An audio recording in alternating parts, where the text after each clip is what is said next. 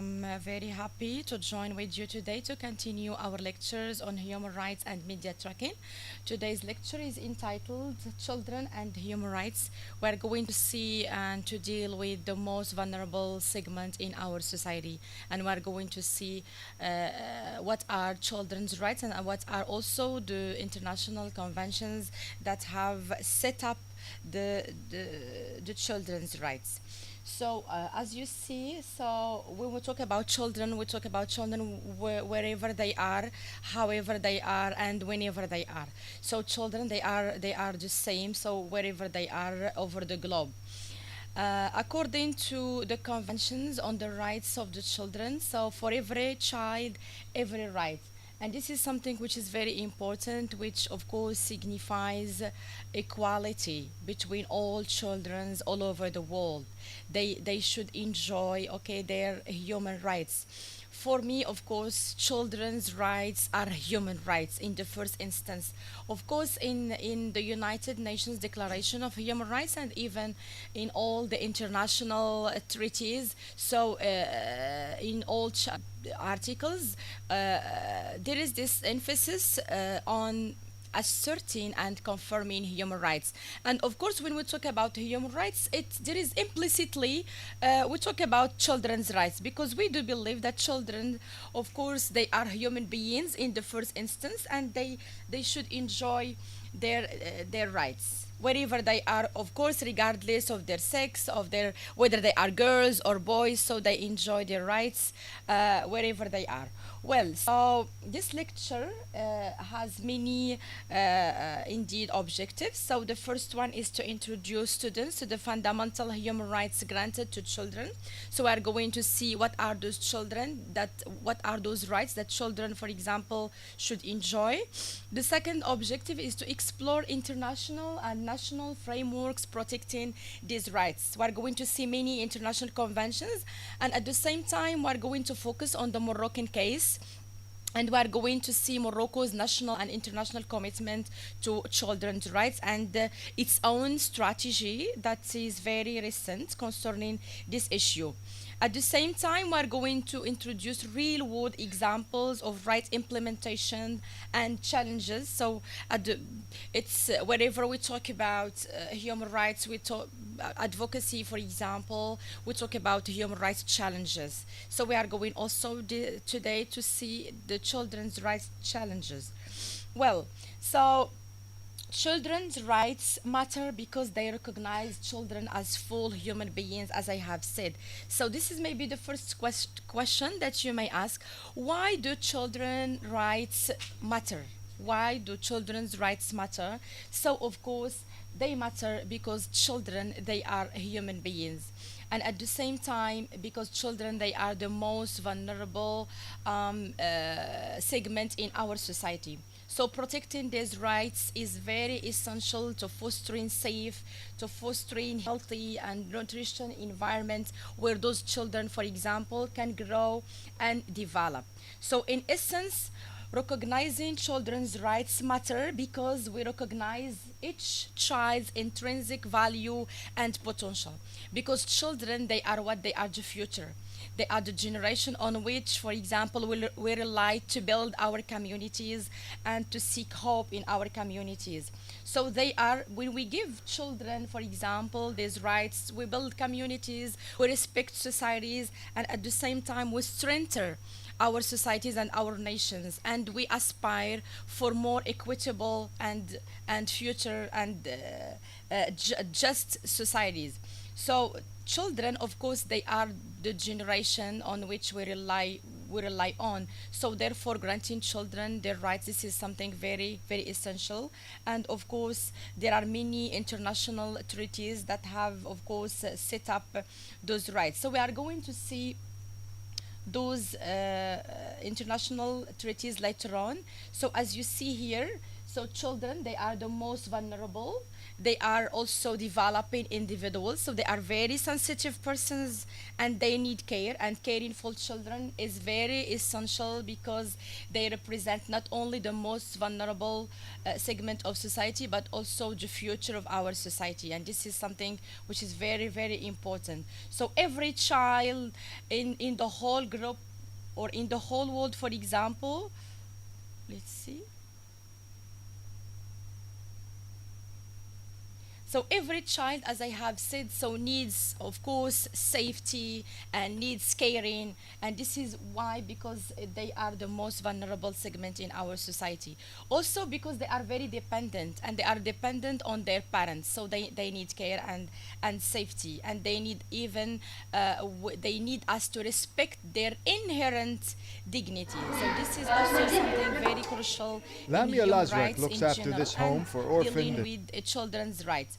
Good. So they are to ensure these rights of safety, for example, education, health caring. So we should respect our children's rights, and at the same time, we should endow them with dignity. This is something very important. We have talked about human beings' dignity, and today we will confirm again talking about children's dignity. So human as being part and parcel of human rights, so children's rights also, they are recognized widely all over the globe by, of course, many international organizations like the UNICEF, and like the convention on the rights of the child.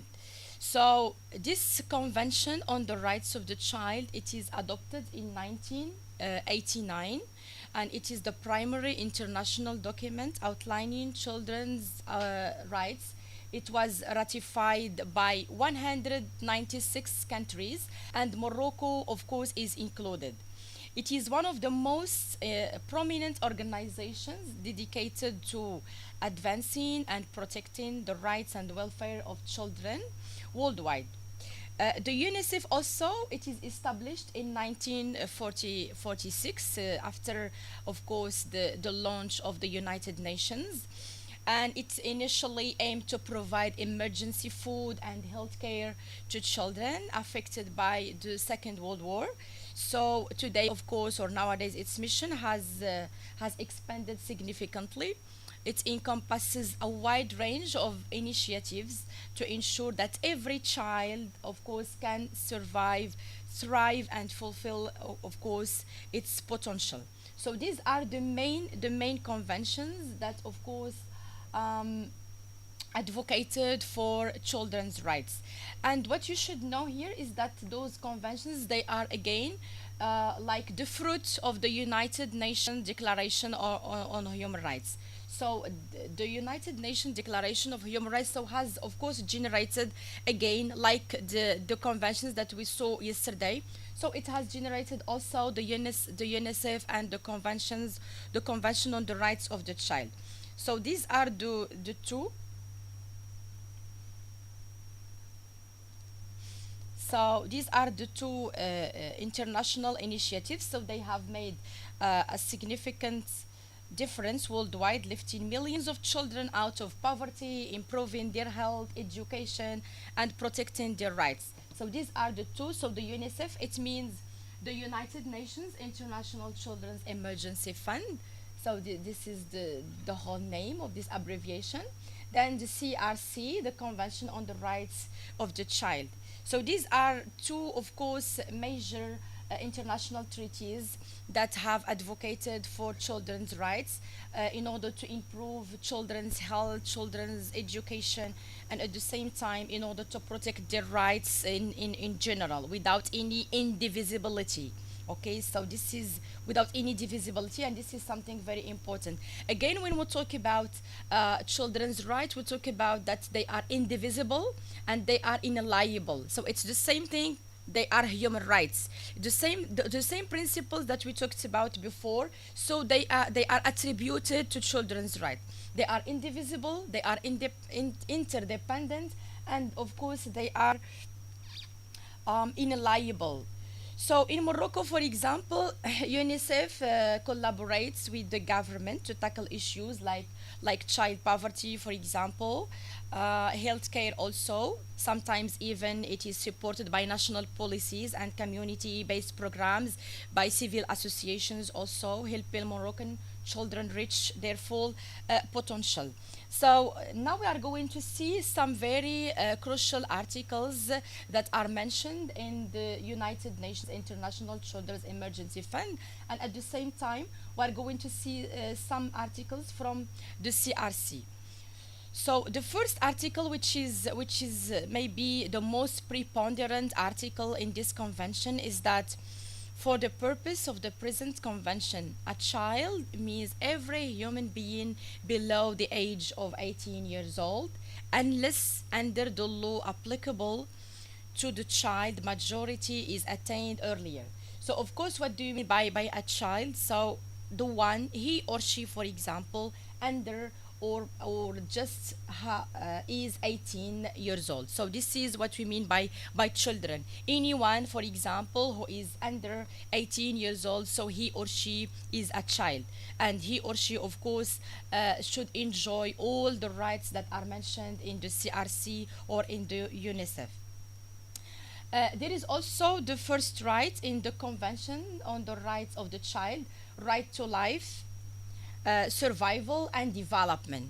So I think what you will notice, for example, here is that they are the same rights. They are children's rights are human rights, as we are going to see. Women's rights are human rights. So all the rights that are mentioned in the United Nations Declaration of Human Rights, they are again mentioned here, but this time it's they are very specific and very particular, and they are attributed to children.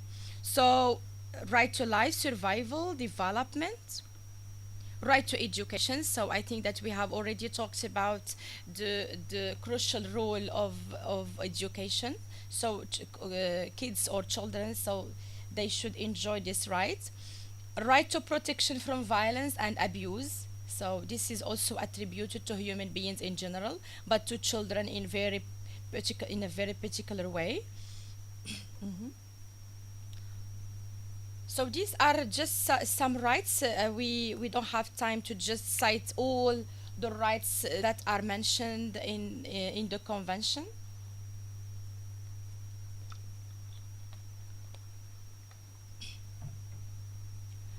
Right to health. This is also a very crucial right. So we cannot imagine our health without with our children without this right. It's impossible. So this is maybe a very essential right to our children. Right to participation. This is a very important right. I'm going to explain it. Participation in what? In decision making. We should let our children, for example, to make decisions in our families. We shouldn't suppress, for example, their opinions. We should listen to them and give them even some opportunities, okay, in order to express themselves and in order to talk within our families. And this is some either in our families or in schools, for example. So because they are sometimes, because they are young and they are just kids, so sometimes we don't give them the opportunity to express, for example, themselves, and this is something important. Also, we should let our kids to ask questions. Sometimes we can feel them, they are full of questions.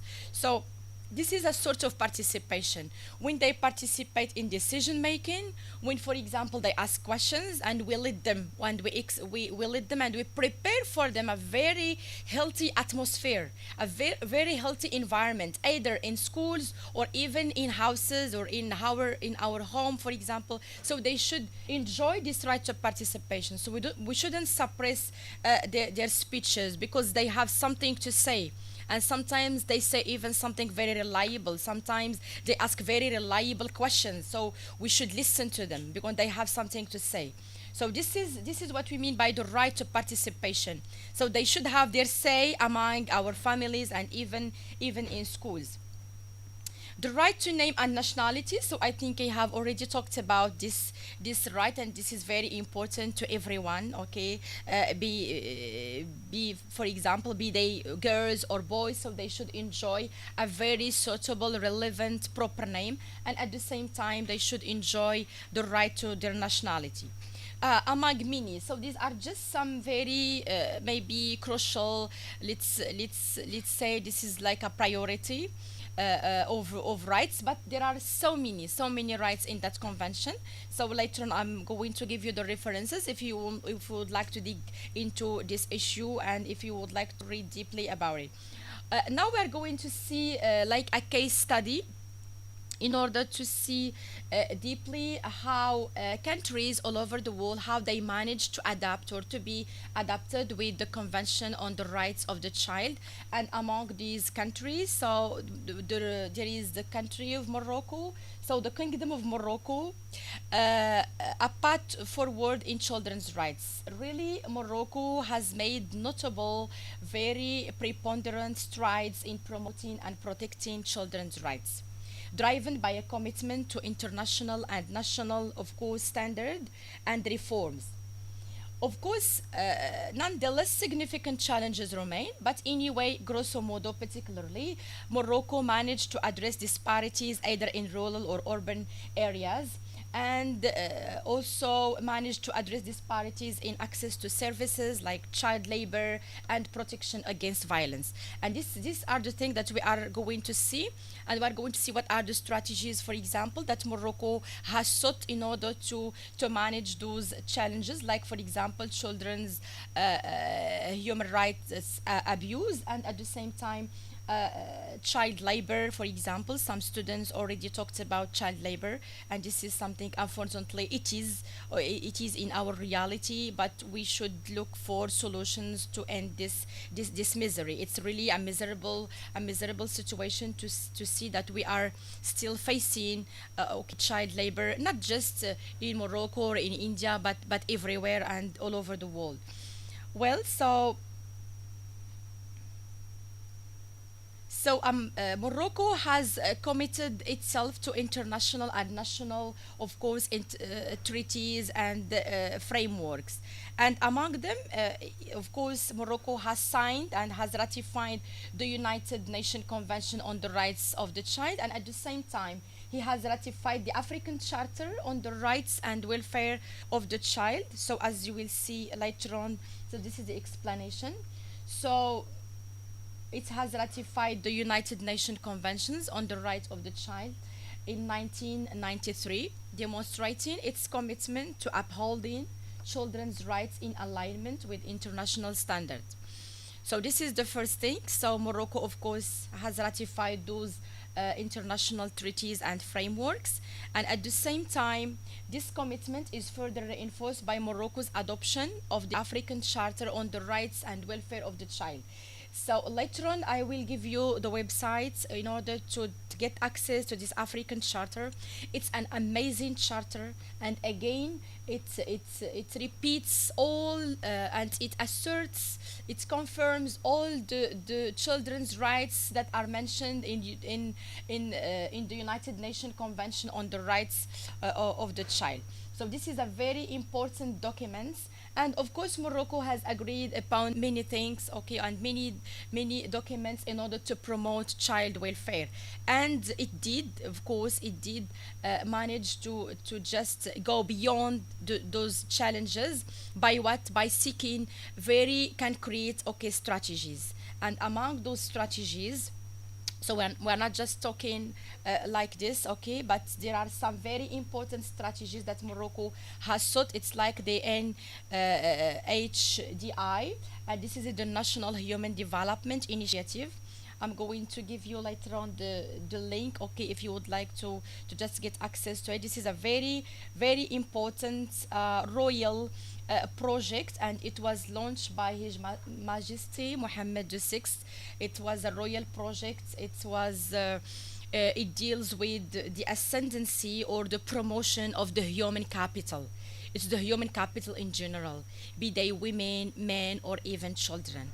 So that this project is very important, and it funds the construction and the renovation of schools, for example, especially in remote rural areas, ensuring that children have access to primary school, to high school, for example, and to secondary education. It also supports conditional programs like Taysir. There is a program in rural areas in Morocco. It is named Taysir. Taysir Conditional Cash Transfer Program, and this is devoted to low income families to help children and to help keep children in schools. This initiative, of course, significantly reduced school dropouts by alleviating the financial burdens that lead to absenteeism in rural areas, especially. And this is something which is very important. And many Moroccan children, of course, have benefited from this program. We are going to see later on a video to see that in many areas in Morocco, from Tangier to Laguera, so there are many centers, okay, that are very that are specialized in promoting, defending, protecting, and caring for Moroccan children. And this is, of course, it's within this National Human Development Initiative, and within, of course, those associations and strategies. There is also the Morocco's Children Trust. Also, this is also a very an international, global association in Morocco. There is also the Takeful initiative. So those initiatives promoted by Morocco. So of course they have provided financial aid to disadvantaged, for example, families, to children with disabilities, also helping ensuring that children can stay in school and access basic health services. So this is grosso modo the Morocco's national commitment, beside of course Morocco's international commitment towards the United Nations Convention on the Rights of the Child and other the African Charter also, and the UNICEF also. So these are Moroccan, of course, strategies, and of course they are very fruitful. So we can see now to what extent Morocco has managed successfully to promote the status quo of Moroccan children. So we are going to see now a video about about one of the strategies and one of the center houses in Morocco that, of course, advocates for the rights of Moroccan children. In order to be very concrete and to give you concrete examples. Yes. Okay. Is the sound working? The sound.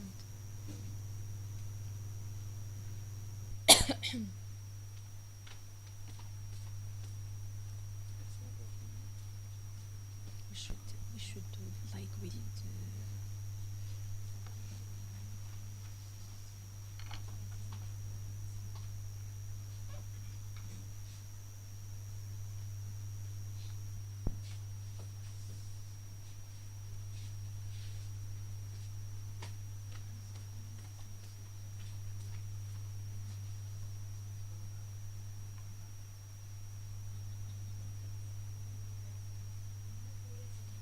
What is the document?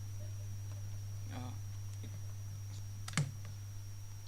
One of my friends went to print it out.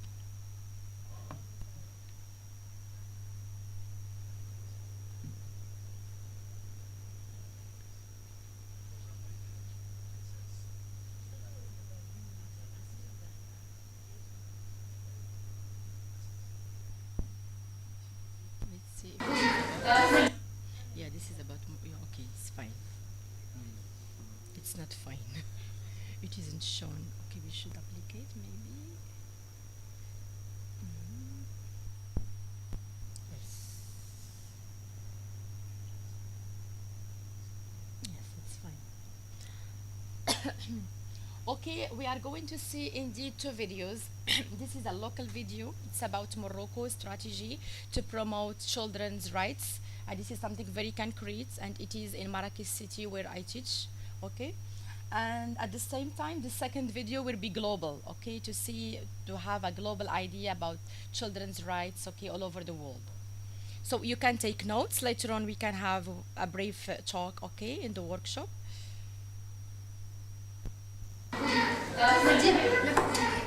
Lamia Lazrek looks after this home for orphaned and abandoned babies in Marrakesh, Morocco.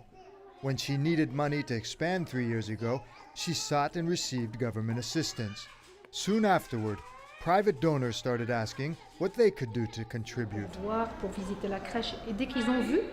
As soon as we started the work, people came, and when they saw what was being done, they said, if the government's initiative for human development is helping, we want to help too. And it is in this way that we got a private donor who proposed to pay for the rest of the work. The National Initiative for Human Development, supported by the World Bank, helps people in rural and urban areas who face poverty and social exclusion. Marginalized communities find opportunities through social programs like this home in Marrakesh for disadvantaged babies and children. Such programs, say those involved in the initiative, are in turn encouraging communities to take active roles in helping the country's less fortunate people. The Children's Home, for example, has received enough private donations now to build a new annex and an awareness center for women. This is the philosophy of the initiative, to address these people and help them out of difficulty so that others see it can be done and see that it only takes a little bit of help. Bir wal Ihsan Vocation Center in Marrakesh also received funding under the government project. The school offers free career training and a secondary school education to marginalized youth. Such government financing is now being matched at the school with money and time from private citizens. Wealthy citizens are contributing financially, and others donate with their time, like me. Solidarity, social development, equality, and family. Then you have Morocco progress and challenges on children's rights. So you can consult this if you would like to get deeper into this issue. So we will have, I will give you just some time, maybe 5 minutes, no more. We will have a brief talk on the importance of advocacy for children's rights and the role of each individual can play, but of course in the light of the videos we were watching. Okay, thank you.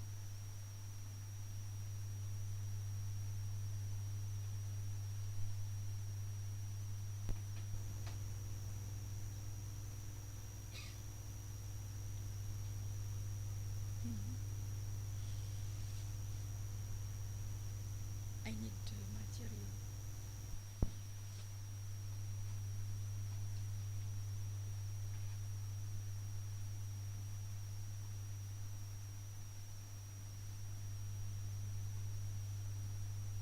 I'm going to give you also a handout about the convention, the United Nations Convention on the Rights of the Child, and we're going to underline the major rights that children should enjoy.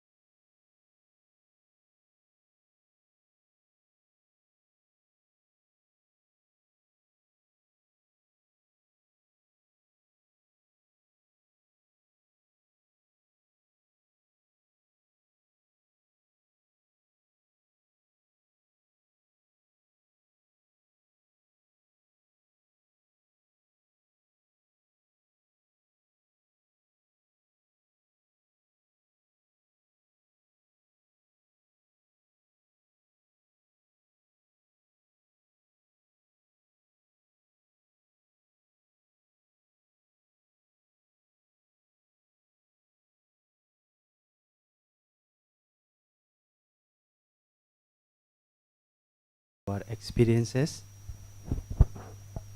So my reflection I will share what I have observed in the videos, that is global level and Morocco level, and in our Indian context, some of the states and at the local levels. So how I perceive, how I experience, what I have seen with my own eyes. That so some of the importance advocacy for related to the children's rights and for development mentally, physically, in all other aspects. We can say like this holistic development for the child. For holistic development for the child, it is required for their rights. Their rights, they should be enjoyed fully without affecting in their mental or in their education, in their freedom of speech, in all the aspects. So some of the points I will highlight. That is, it can be started by the love, care from all the stakeholders. It may start from the family members, from mothers or their fathers, whoever they are in the family. So until unless the family starts from their house or from their home to realizing the things, the rights of the children, it is very difficult, because the family member will be working somewhere. If she or he is aware about how I'm giving the advantages, the opportunities, the freedom, the rights to my child, he or she will be share with the neighbors wherever he or she work in the institution, so it can be spread those rights. This is one aspect. Then the generation of the practices of this, I hope this can be spread the entire society within the group members, within the states level, or taking by initiatives, realizing those rights of the children and how it is important for each and all the child. And the education, where it is most important factors, of course, for all of us.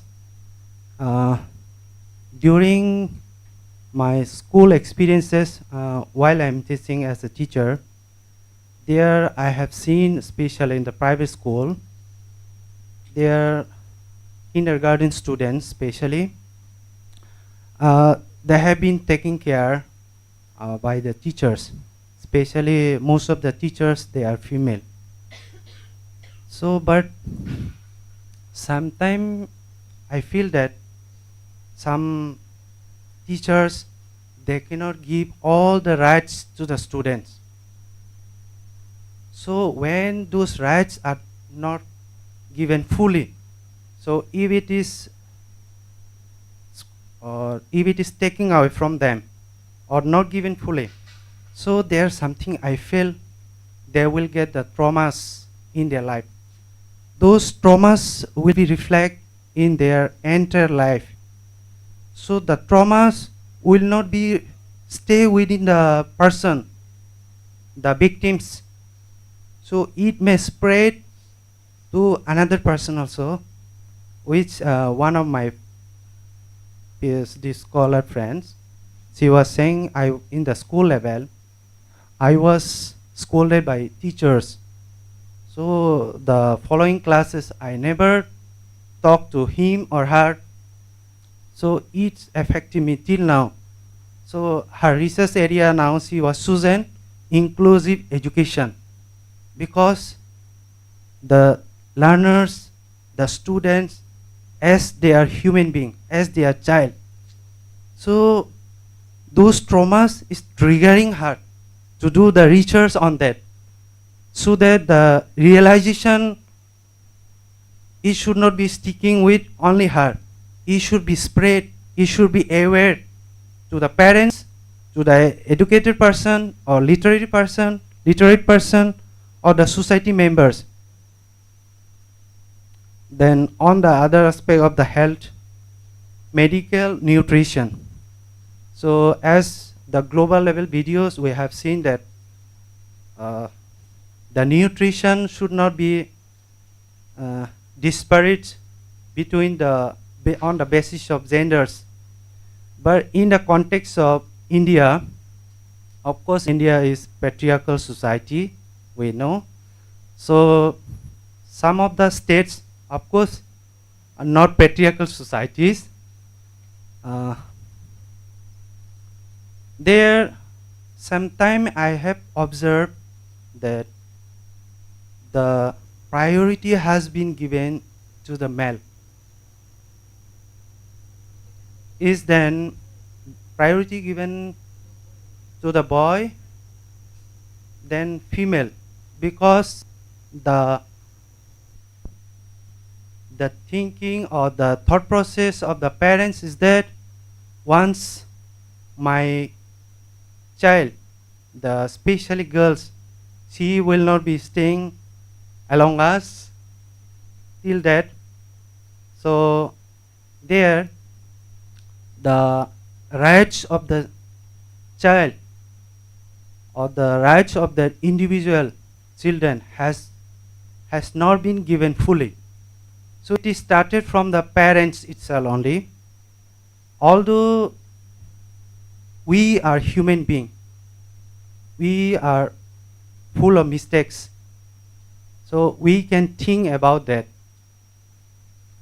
So there might be some possibilities. It can start from our own, and there should be workshops in the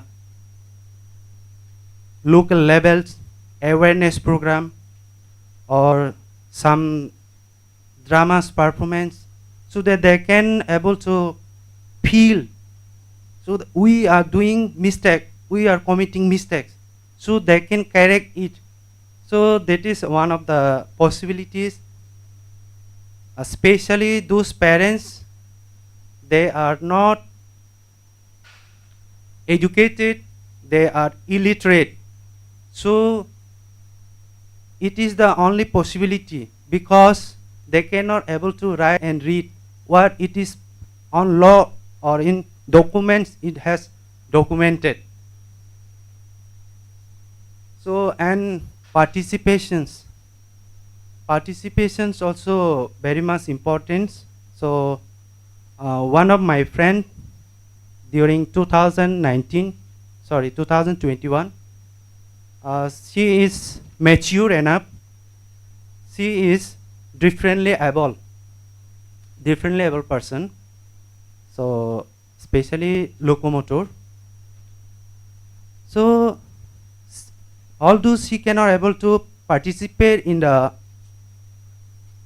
games and sports, so her desire was, why she was not asked by the faculty members or the teachers, do you want to join in the sports? So as we don't know, although we know she cannot able to participate, but the questions should be asked from the outside, or it shows that they need care, they need something from us, so that they can able to participate directly or indirectly. So this is also one kind of traumas I feel. This is for her, she is already mature. So what about the child? We are never thinking about them. There might be very, very much something which is happening, which might be reflecting in their life. So I feel that we should think, whenever we see the child, whenever we see the kids, so we should be thinking about that. And it is the responsibilities for all of us, for of course for their growth and development. When we talk about growth and development, I think they're one of the aspect. Can I continue? Okay. They're one of the aspect. I feel that their family style, rearing family style, they are also impacting. So where in the family, neutral family, there the child needs some support, some cares. In the family where there is no one to care about the child. And last time one YouTube video I have seen, she was sharing her experience. She was crying. So she was tortured by her second mother because her first mother was expired. So the father went for the job every morning, early morning. So in between, the child was abused by the mom, the present mom. So in there, she was abused in such a way that she has to wake up early morning, that means around 4. She has to complete all the household activities like cleaning, washing dishes. So it has been happening around 14 years, what she said. So this is some of the instances. There are in the global level or national level or the state levels or local levels. It is happening every day. So I think we should, as a parents, as a teachers, as a human being, as a part of the society, we should think about it. We should, from ourselves, we can start to talk to about parents. So we should give some rights, some freedoms. So we should see whether it is acceptable or it is not acceptable, which I feel. In the context of Morocco, we have seen that they have done great work. It is very optimistic and very hopeful expectation. Even we can adopt this in our country, although it is different context, but which is applicable in our country, we can adopt. Like here, Royal Project Working Group, the project is working for school, high schools. Those are especially low-income background families. So that is very much important, even in India context, even in other neighboring state or neighboring country, or wherever it might be. So these ideas can be adopted. I feel it is very interesting, very hopeful, some instrument. The instrument we can use in our context, wherever it is required. So another point, there is someone, I could not remember her name, sorry. She was working on the orphanage for orphanage.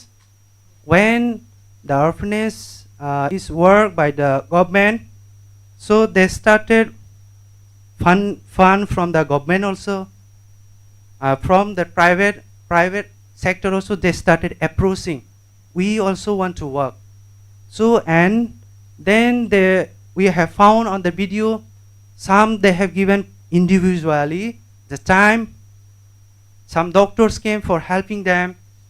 Some lawyers, they came for them for their nutrition purpose, for their development. The main goal and the achievement is in such a way that the rights of the children, the freedom, the needs, everything should be fully extended. They should be enjoyed. So that is the very important videos, very insightful videos. There, once I was working as NSS team, National Service Scheme, where it is the slogan is very much important. It is not for me, it is for you. So that is also very much important, where we have found the motto of NSS, where we have worked cleaning, we did cleaning of our surrounding while I was doing my training program for a teacher. So there we work all the villages, we clean, we did awareness program like drug abuse, drug addiction, and child marriage, and we make posters and we have shouted and we have shown to the villages people, we have shown. So somehow when those groups or any other groups who are try to change the society, try to change the country, global, so we can start in such a way from within or in a group. I feel that individual is, I don't believe in individual, I believe in collectivity, solidarity. So as one finger is not possible to do or to eat everything, so using our 5 fingers, we can fill our stomach, we can enjoy the food. So in such a way, when we work together, it is the achievement, the target we can acquire within a very short period of time. So I have little bit points to share, if permits me. So just 1 minute I will take. In this state, even government has also taken some initiative. Might be my brothers and sisters, they are also aware. So some government, they have provided some scooters, some cycle to the school students, if I'm not wrong. So there is also one kind of initiation they have taken. So that is also good. Even in my states, they are providing cycle to girls. So that is also very, we are in the process, we are in the future positivity way. So I hope it can be, we can achieve and very soon.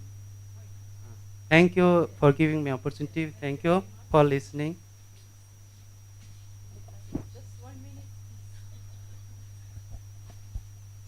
I think my fellow participant has already addressed the issue in such a comprehensive way that there's barely something for us left to be addressed. But still, I'd like to again reiterate what he has said, that advocacy for children's rights, of course, begins at home. And we as adults, it's our responsibility to make our children feel seen and feel heard, and thus feel as an important part of our society. But I'd also like to shed some light into uh, the advocacy of children's rights in Indian context, because our societal structure is laden in complexities. See, the way the systematic oppression that is faced on the basis of, say, class or caste in the Indian context plays a big role in how children from different strata of the society have advanced in their lives.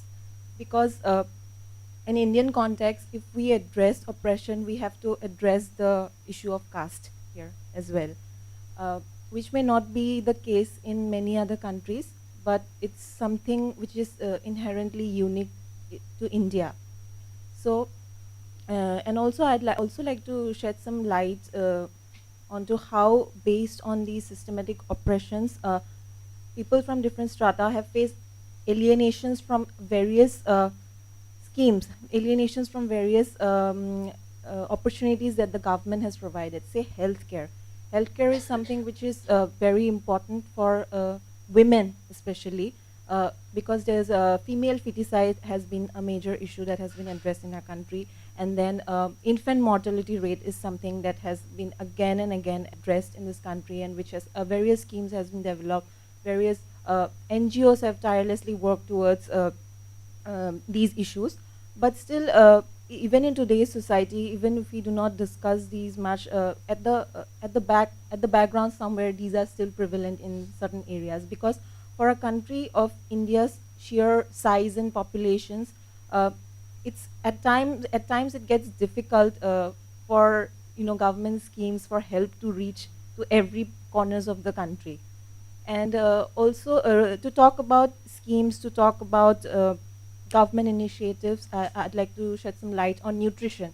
Nutrition has formed a very big part of our education schemes, because children from say, let's say, underprivileged homes, uh, they cannot be provided, say, 3 meals of the day. So the ministry has made sure that at least one meal of the day is provided in the educational institution itself, because some government school provides the midday meals for the students, say the lunch.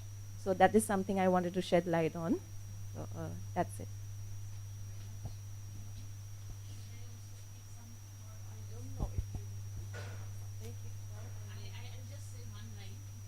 All the problems are already addressed. I just want to tell as an individual what I can do is to treat every child with respect, because most of us, what happens is, like, when a children is speaking, we don't let them speak or let them ask questions.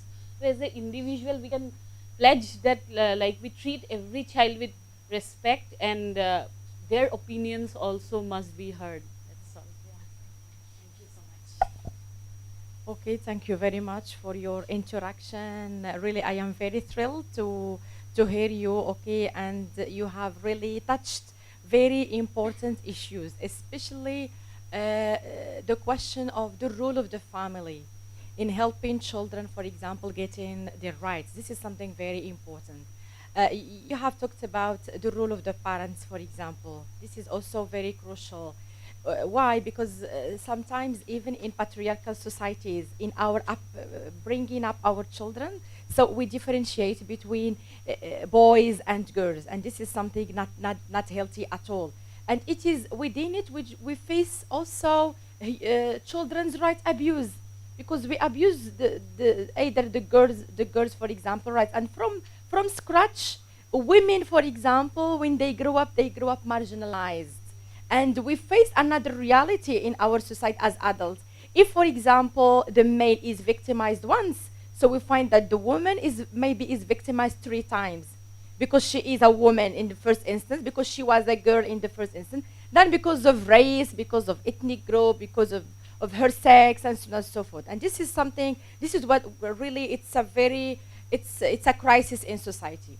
But anyway, so I think that you have also talked about possibilities of change, and that even your government, of course, like Morocco, has made many initiatives, of course, to advocate for children's rights and to protect children's rights. And the major right, okay, that I think has a priority is to let, as your classmate has just said, to let our kids, okay, speak, express their opinions. Don't silence children. Let them speak. Why? Because they have something to say. And sometimes they have very important things to say. So please, let our kids, let our children express themselves. Let our children enjoy freedom, enjoy safety, and also enjoy happiness. So thank you very much. See you in this afternoon.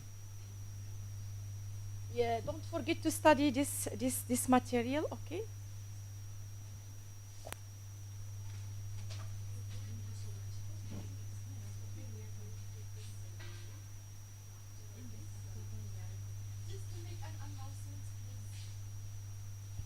Before ending, maybe next week I'm going to add another lecture. That will be mine, okay? It will be about Moroccan culture.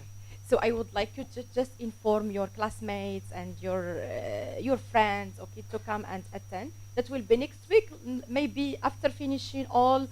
Yes, all my compulsory my compulsory work. So I will deliver to get to know Morocco. Okay, that will be an opportunity to exchange and to have some cultural exchange. That will be very important. So please, let's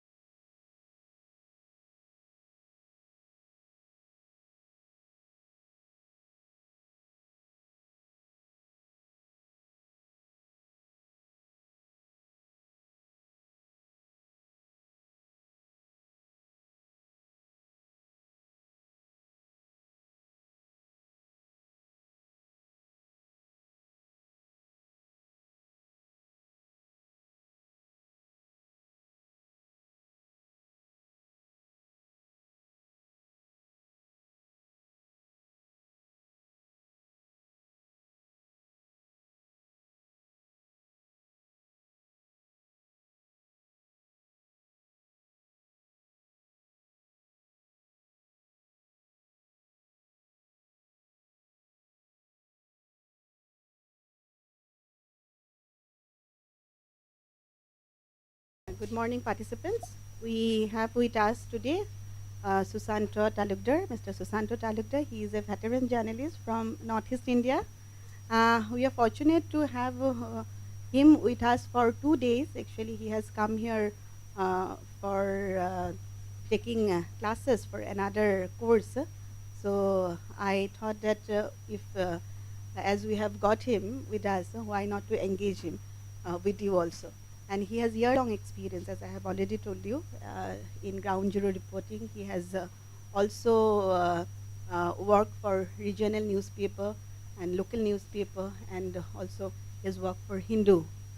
So he will be deliberating on the narrative of Northeast and some of the narrative from Northeast, and discussing the media scenarios of Northeast and peace conflict issues, which are quite relatable with human rights.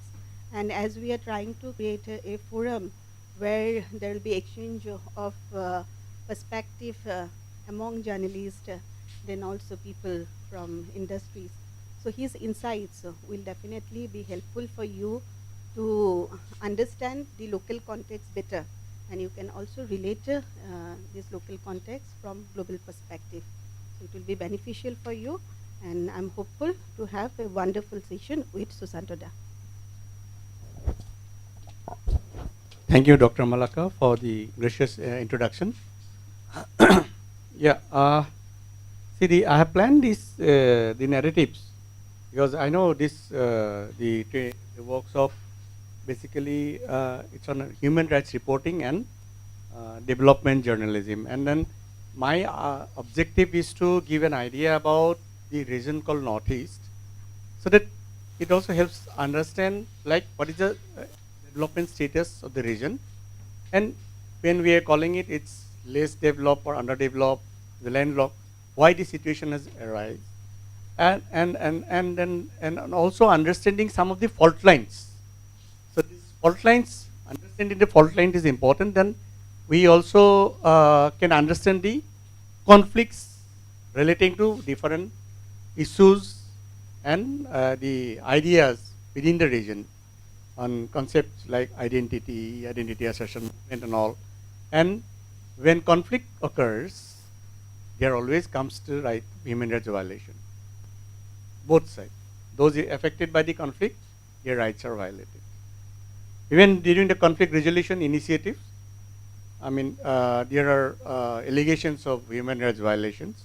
Even when you remain deprived from development, then also comes of the deprivation from the basic citizens' rights, human right as a citizens. Article 21 of the Indian Constitution, it provides the basic rights to live as a citizen. So, I am trying to share a context of the development status as well as the various the conflicts and frontline in Northeast. So, let me later understand the region called Northeast.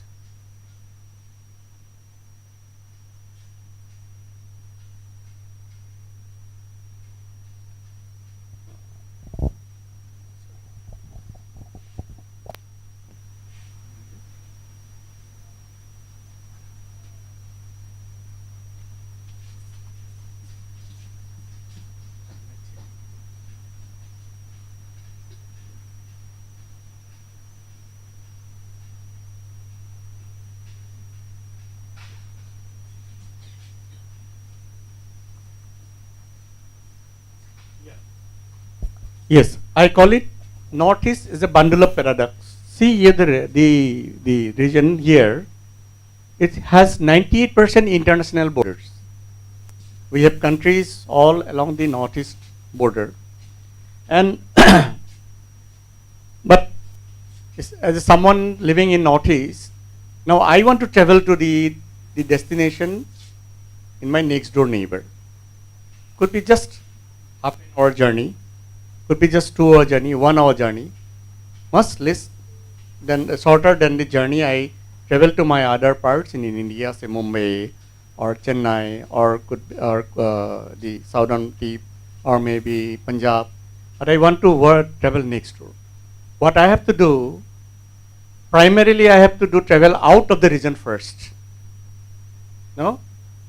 Because we have an international airport too. Even in Tripura has become international. But Dibrugarh has also started becoming international. Only 2 airlines but no Indian airline operates a direct flight connecting this region to the next door neighbor. So, in a way, we are in a region, geographic region with a 98% international border, but we are not connected directly to our neighboring countries. So, you all of us was to travel a long route, first flying out, then going to the next. So, and secondly, because of the various policies of the government of India, like Act East policy, neighborhood first policy, the regional grouping like BBIN, Bharat, Bhutan, India, Nepal. So there is India is trying to strengthen its bilateral and multilateral cooperation with the neighboring countries, and it has brought benefits to the relationship. It has strengthened the relationship with India and other neighboring countries, Southeast Asian countries like Myanmar, Thailand, Laos, then Malaysia, and Bangladesh, Bhutan, all these countries. So the relation has strengthened, and it has benefited the country for expanding the trade and the other people-to-people engagement on the borders. And it leads to the new border regime. Like the countries have now started softening their border. When you allow more trade to take place, when you allow more people to come across the border, international border, no? So this is one aspect of the Northeast region. So because of the relation in the international policies, so the countries' international borders are now getting started to soften. No? But within the region again, because of the clamors of different people, like within the region, the interstate boundaries have hardened. We are putting more restriction on travel within the region. Let's say it's already there. I mean, and they are insisting on more. We need to take inner line permit for traveling to 4 states: Manipur, Arunachal Pradesh, then Mizoram, no, and no, Nagaland, they have not started inner line permit yet. I have Arunachal Pradesh, Manipur is there. No, Manipur recently after the Citizenship Amendment Act. So then the borders are getting hardened within the region. That again is another paradox. So when we are imagining probably as a Northeast as a composite region, within the region the demarcations are getting hardened, and I will come to that, the various fault lines. Now this region, when we call Northeast, see, Northeast is an artificial construct for the purpose of administrative convenience and for looking it as from the prism of the security as a geostrategic zone, composite zone, no, that is connected with the other parts of the India through a second neck corridor called of 26-kilometer length. So but otherwise this region has 400 different speakers, 400 languages. Sometimes some of you call it maybe dialect, different. That's a different thing. But because they speak a language, I call it a language. But only 3 languages: Assamese, Manipuri, and Bodo are among 22 the scheduled languages of India. No, there are other scheduled language speakers also here: Hindi, Bangla. There also their population is here, but otherwise, from among the local indigenous population group, out of 400, only 3.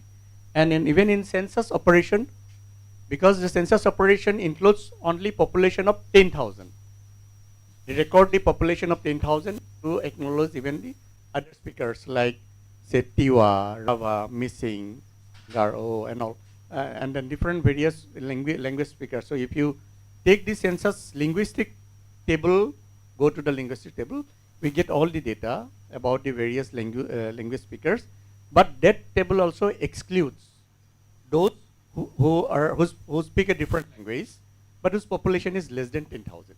No?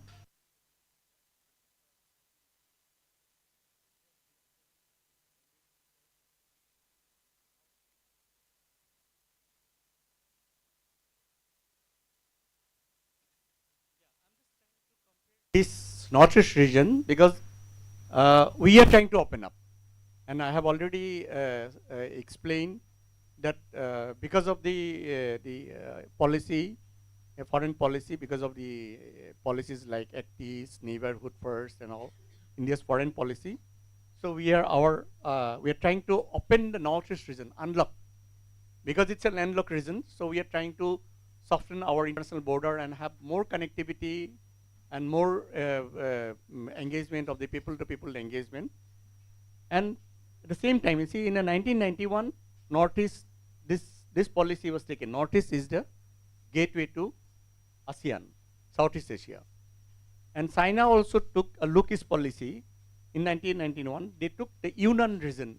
They call it Yunnan is the gateway to Southeast Asia. No?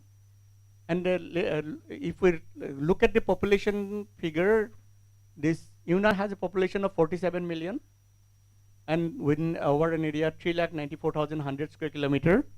Northeast has a population of 45.28 million, area to 2,62,179 square kilometer. So this is, I mean, this comparison will get us an idea about the progress of the various policy to unlock the Northeast region. Now, how some of the projects move in both the region when they are trying to open the region, Yunnan, that is also landlocked, and how they are trying to connect with them. So Kunming-Vientiane railway link, its length is 1,035 kilometers. No? And out of this, 432 kilometers in Laos, from the Yunnan border. It's beyond in the other country. Project started in December 2016, and project inaugurated in December 2021, 5 years. No?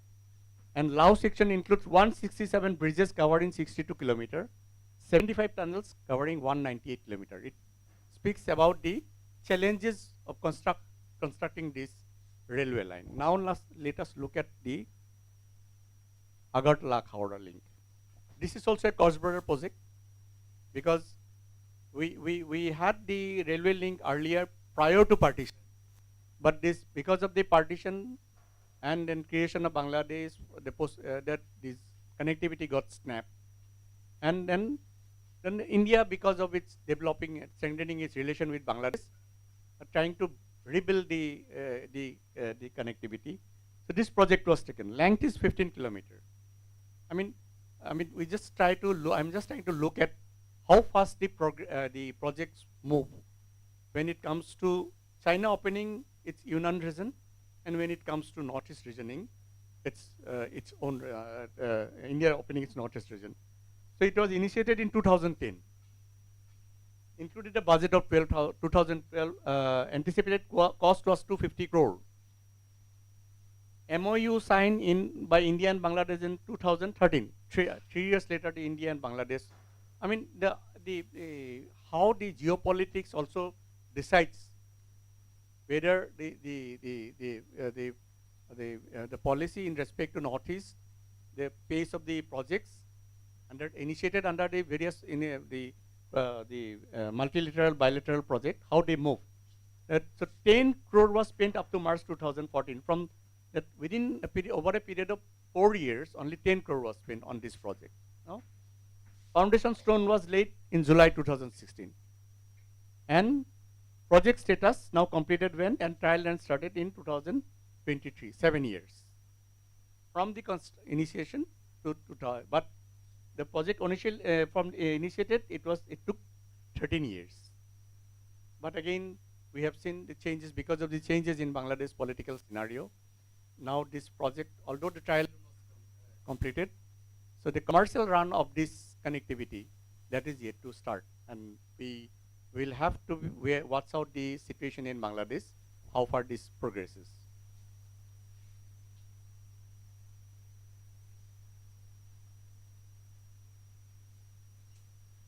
This is again another important project, Kaladan project.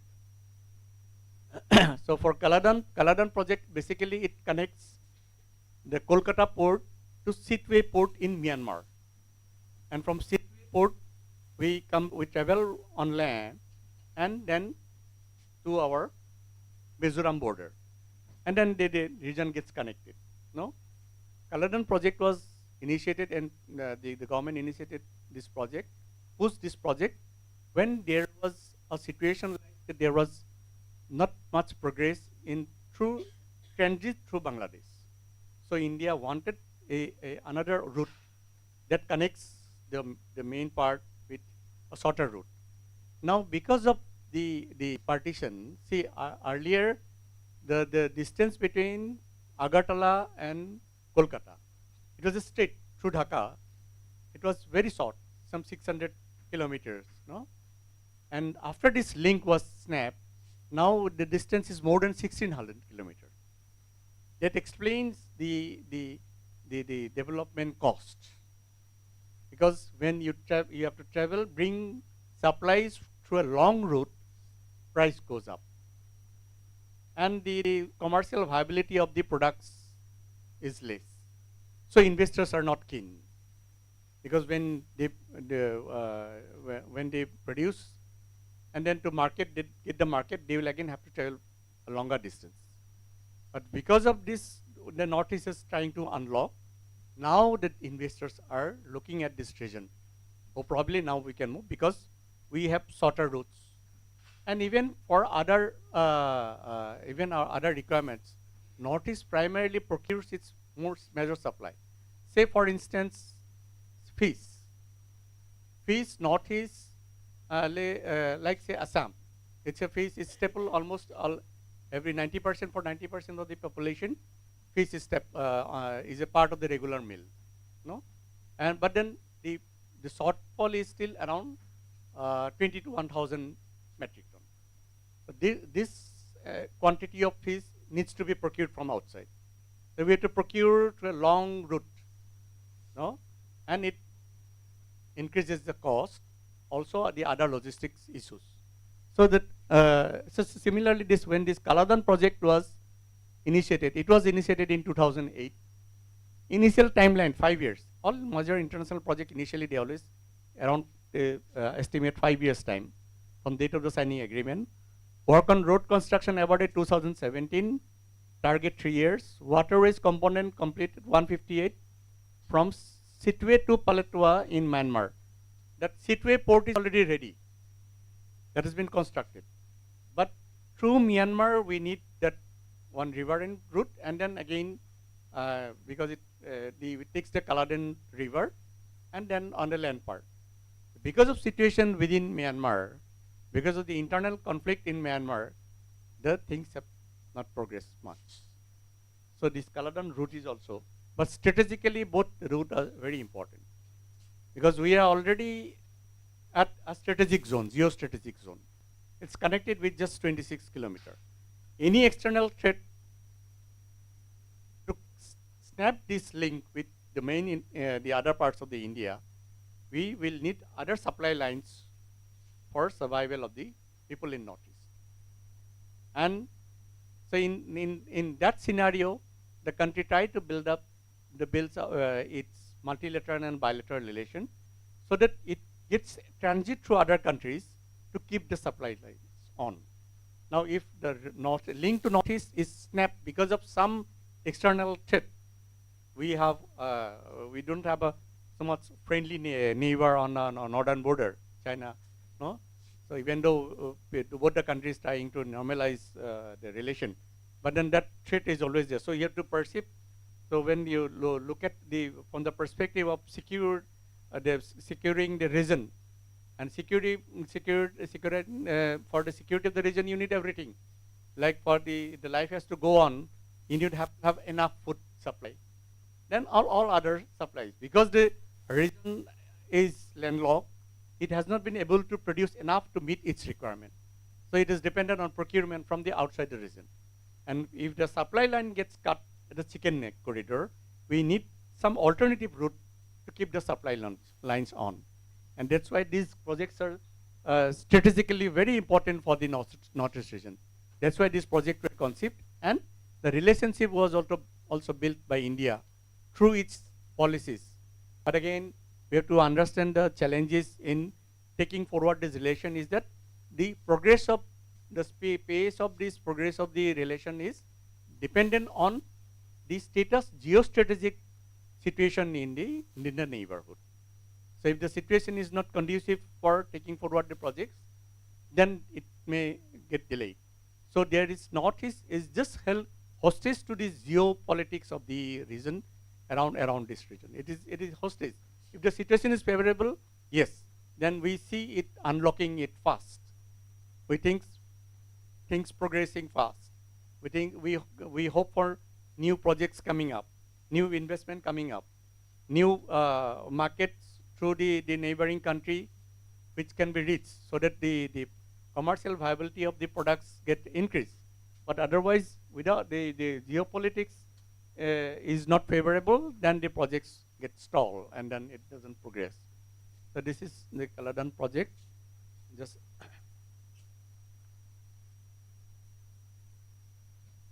and new connectivity like inland water connectivity. I think you have already heard about this one, the cruise. No, it started from Varanasi. And it traveled through all these long route to Dibrugarh. So what it established, it demonstrated that there is a viable waterway link from main part of India, other parts of the rest of India to Northeast. But you need Bangladesh to join this. And Bangladesh agreed. Because of improvement in India-Bangladesh relation, bilateral relation, Bangladesh allowed their waterway to be used for the connectivity from rest of India to Northeast. And on waterway, why waterway is important? Waterway, the cost comes down to 1/3 of the cost, the expenditure on road. Right. When you bring supplies on road, it is 3 times costlier than on waterways. That's why the waterway is the most preferred mode for the commercial logistics. No? But then again, you need the situation to be normal in between both the countries, relations to be normal, but not just to be relations to be normal. The situation within the other country also has to be normal. Now, because of political turbulence in Bangladesh, so with a certain question mark comes, what happens? Although both the countries have committed that these projects will go on, there will be no back out from the commitment already made, international commitment. But then again, I mean, we will always remain apprehensive of, even if we get supplies, some other the elements who is maybe not keen that want to see the Northeast region to the progress, they might sabotage the entire effort. No, even though the two countries have bilateral relations. So the geopolitics within our neighbor, that is also directly related to our the Northeast region. Unless we get access to the markets abroad through the sea routes, which are always much cheaper than the other main land routes and all, well, will not be able to develop much. We will remain dependent on supplies from the rest of the region for our meeting our basic the requirement, primary requirement. And so the policies I've said, these are the important policy. Act East policy, initially it was Look East policy. Then in 2000 onward, the policy has been made into an Act East to give it that it's not having the policies enough. We start working on it, yes. So it helped taking things forward and building up relation. The ASEAN countries also benefited. They also, and then we have neighborhood first policy with respect to Bhutan. Then we have, India has very good relation, friendly relation with Bhutan. Lot investment is done by Bhutan on power projects and then roads, everything, connectivity. And then we have another regional subgroup called BIMSTEC. Bay of Bengal Initiative for Multi-Sectoral Economic Cooperations. Then this is another BBIN. That BBIN, Bharat, Bhutan, that 4 countries. See, when in region overall, in a geographic region, it also have sub-regions of geopolitical cooperation, so that their market is get enlarged, and then commercial viability of the projects get increased, so that then they can depend on the large market to for their productions to get remunerative prices for the producers. Then when you have get remunerative prices for your products, then your economy goes up. More money comes to people's hand, savings increases, and then with savings, more investment in agriculture and other associated field, and then it creates livelihood, it generates employment, and then it starts. When it doesn't happen, we remain stagnant. Now, even if you say we may be pushing for, so why don't you go for double cropping or multiple cropping? No. Yes. Okay, the farmer is convinced that if we go for multiple cropping, double cropping, we produce more. And when the production comes from the raw material, from the agriculture, or other natural resource raw material, we may, let us say that we have also set up industrial unit for processing, for value addition, no? But then this will fetch me remunerative price only when there is a market. And the market has to have all the other favorable economic condition of easy connectivity, nearest, less transport cost. All these factors will again come to make it economically viable. When it happens, it's good. I mean, it's happening. So the countries form sub-regional groups. There is another sub-regional group called BCIM, Bharat. I mean, that is China, Bangladesh, China, India, Myanmar, at the initiative of Bangladesh. That subgrouping, India doesn't have fast-track engagement. Fast-track engagement, no official engagement. It's just the track to diplomacy. I mean, there people talk about the region because China is involved there. So the BCIM didn't progress much. Although the BCIM, other countries, they have the track 1 diplomacy, but India has track 2 diplomacy. So not mentioning BBI. Even BBN. So BBN, one project BBN has initiated this motor vehicle agreement. That agreement is to allow free movement of seamless movement of vehicle in the in the sub-region. Bhutan, Bangladesh, India, Nepal, and Northeast, because of its geostrategic position, it is at the center of all these regional subgrouping. So any multilateral cooperation within the sub-region, it's always when Northeast at the center, it should ideally benefit the Northeast region.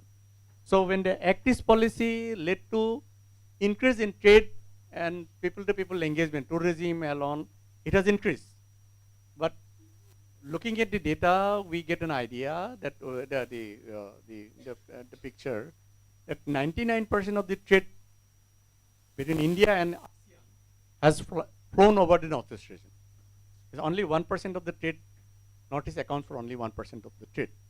So even though we are visualizing Northeast to be at the core or the center of the Act East policy, and also many projects have come. New highways have been built, no? Highways have been expanded. Cross-border project has been initiated. But that gap is yet to be bridged between the Northeast region and the rest of India. So even under the foreign policy, the trade hasn't yet happened. So the new connectivity projects like Kaladan, like the waterway connectivity through Bangladesh, these are quite important. But again, at the same time, we have to keep in mind that these are always dependent on the geostrategic position of the countries within the the country and also India sub-region. No? Now, we just try to understand. Often this is cited, the degree of difficulty, like those who develop the project or execute the project, they say the Northeast is very difficult to work. long monsoon period. So during the monsoon you can construct, so you get less time. Then it is the hilly region, so you cannot move fast. So project takes time. This is the argument that we get. But then, and what is happening in Yunnan? Mountains and highlands occupy 94% of the province's total, and while basins and valleys make up the rest 6. And average altitude is 2,000 meters. That is altitude higher than Shillong and other places, many other places. And in Northeast, 73% is mountains and highlands, less. And basins and valley is more, 27%. So the argument we contest is that the argument doesn't actually hold the excuses, because so we have to make a breakthrough in the project execution. I mean, we cannot go with the same excuse that because of its the difficult terrain, because of the challenges, the projects are not moving fast. So it is not actually true in the international global context. So we have to understand why Yunnan has been able to push this project faster, and why not in Northeast. No, that we also need to understand, because these are always linked to our development of the region. Yes, that's just bit about the when I discuss about the overall geographic idea, and then I initially tried to call it this bundle of paradox, because we have opportunities, but that opportunity is not being harnessed, and we have not been able to. We are visualizing the dream of developing, unlocking this region, but that hasn't happened. So why it hasn't happened? And within the region, again, I said the geographic territories are getting hardened, and there are because of there are some the fault lines in there, and 400 different speakers of language, each with their own distinct identity, language, culture, food habits, and all other identity markers that set them apart from the other community. 400 different groups. And the problem is that this identity is also linked to a territory. Each community look at their identity with respect to a geographic territory. When they imagine that they belong to one territory and they claim that this territory belongs to them, they look at the others coming to the territory as an outsider. This is so that, and most of the times these territories overlap. I am claiming that this region belongs to me. These resources belongs to me. You are an outsider here. So that us and them narrative sits in. And it is always there. With respect to language, with respect to the cultural practices and all other identity markers. And when we are saying that we are a distinct identity, we are trying to assert it in the form of language, in the form of culture. Although we see that a lot of events happening where we get to see the demonstration of cultural presentation. No, yes, different communities presenting at the same venue, single venue.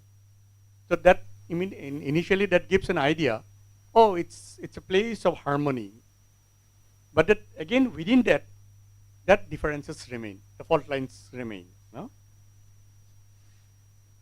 And is I have given here just an example. It's I'm not trying to generalize it all other. It's just an example. Like there is a demand for creation of a separate Kamtapur state by the people belonging to Kosh Rajvangshi. No? They said we had this the independent princely state, and we want this state so that we can progress. That is the idea of one of the identity assertions. That idea that it leads to, like even Bodoland also in the Bodoland statehood movement also initiated, and the map overlaps. Now there is a map. The Bodos also they claim that this area, and they have their own historical account. They have their own narratives, own facts to present their case. No, I'm a journalist, So I have to listen to the argument and the counter argument. And I have to present it to the reader, that what is the complexity in resolving this problem. No? How challenging this problem is. Now you consider this borderland state, which is also being claimed by part of it. Some part of it's overlapping with each other by the community. They are asking for common rapport.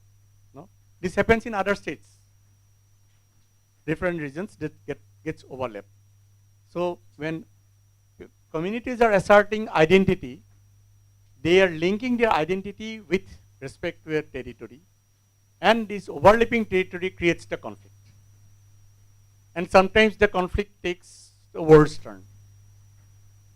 And identity assertion could be in the different form.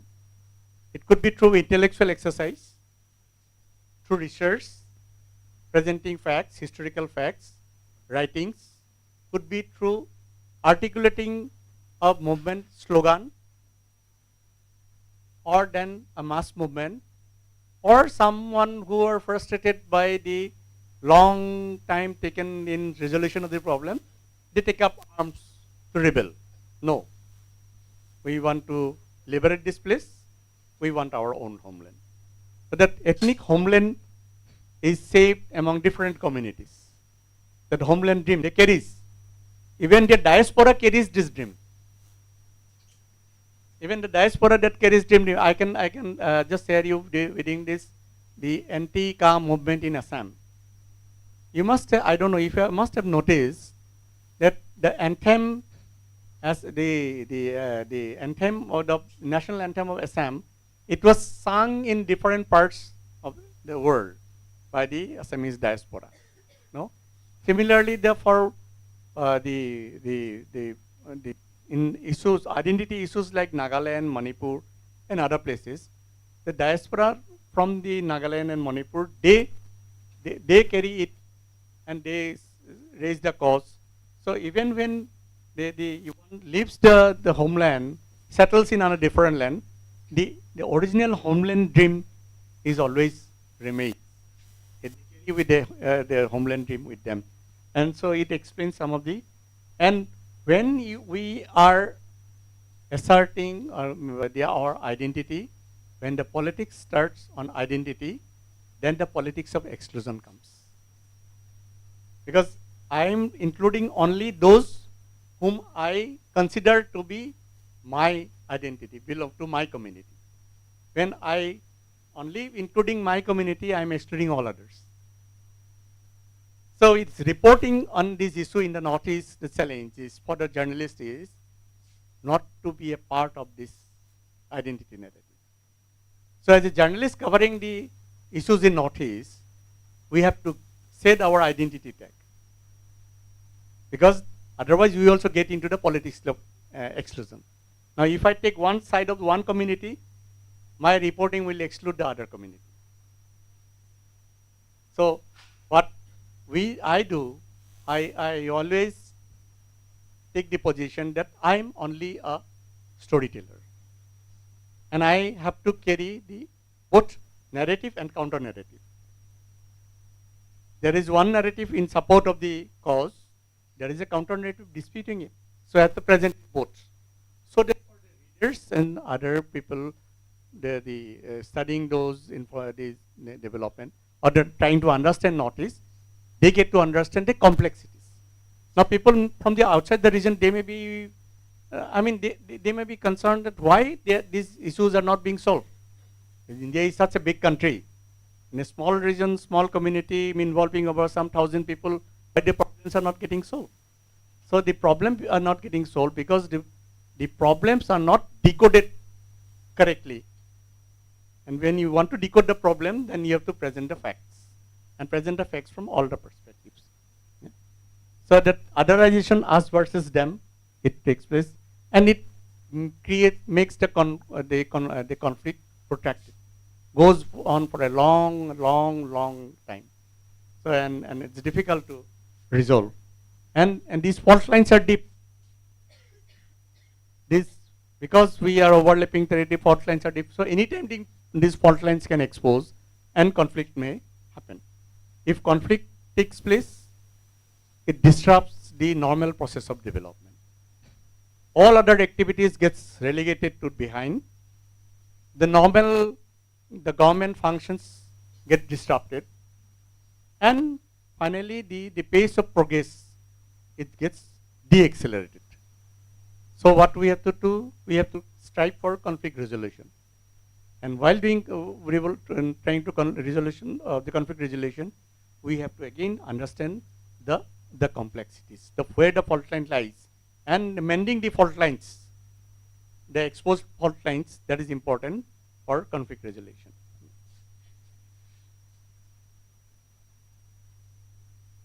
And so this is one experiment in respect of power sharing. No, because of the problem, the demands raised, people dream about at near their own homeland. Then the experiment came, and governance and power sharing model, because people say that no, these are our own place, we govern, we used to govern, this is our land, we have to control over our resources, and we don't want to be disrupted by others. So autonomy experiment was to initiate new governance and power sharing models, and 6th schedule of the constitution that is specific to the Northeast. No, primarily it was conceived. There is one part of the constitution that gives you territorial autonomy with respect to certain subjects. In say for Assam, in Bodoland Territorial Council, it's a autonomous council under 6th schedule of the constitution, but it doesn't enjoy the power of police and the home department with it. In respect of 40 other subjects, it has legislative power, it has our administrative power. No? It can legislate, bring new laws. That law has not been given a assent, that's a different thing, so autonomy experiment. But it has to some extent fulfilled the aspiration of the Bodo people, and then the Bodo organization who initially fought for the statehood movement, both in the form of mass movement and by the armed groups, they settled for the 6th schedule territorial experiment. But some people are still saying that no, even the 6th schedule autonomy experiment has not fulfilled our aspiration. We want statehood. That demand, although it's nobody is waging any movement, but some section, it could be a minority section, but the demand is still alive. It hasn't gone down. So this autonomy is given to tribes, scheduled tribes, for running administration in notified, and this is applicable in Assam, Meghalaya, Mizoram, and Tripura. So we have 10 autonomous council under 6th schedule in Northeast.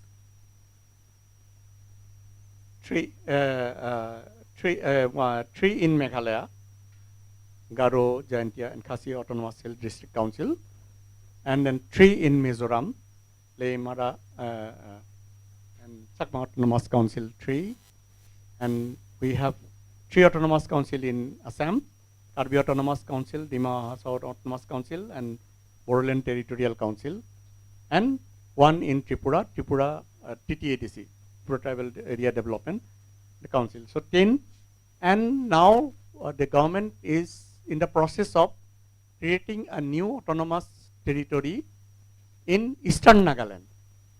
In Eastern Nagaland area, Eastern Nagaland People's Organization, I don't know if you had followed last 2 elections, assembly elections and the parliamentary election and local civic body elections, the ENPO called for a boycott, and 20 assembly constituency of 60 assembly constituency, there was not a single vote was cast because of this movement support to the statehood demand of the Eastern Nagaland People's Organization. But then they are in the process of drafting a memorandum of settlement to create a new territorial autonomy within that, covering that 6 autonomous districts, 6 districts in the state.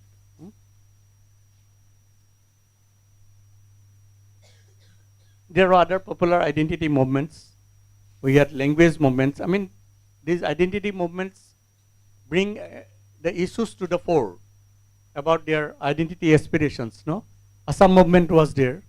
when in 1979, 6-year-long Assam agitation took place, expressing the apprehension that because of the migration from the earlier erstwhile East Pakistan and Bangladesh, the local indigenous population is going to be marginalized. It is posing threat to the language and culture and heritage of the indigenous the communities. And then movement finally it concluded with the signing of the Assam Accord in 1985 that led to the formation of a new political party, regional party policy in the form of Assam Gana Parishad. Then things changes. Then Bodoland statehood movement. Bodoland movement, I have seen you have used two different words to denote Bodoland and Bodoland. So it is also again part of their different identity aspiration among the Bodos. Like the groups, like armed groups like National Democratic Front of Bodoland and various factions in it, they insist, they asserted for the Roman script, and they go inserted that Boro is the correct word, and so their nomenclature has this Bodoland.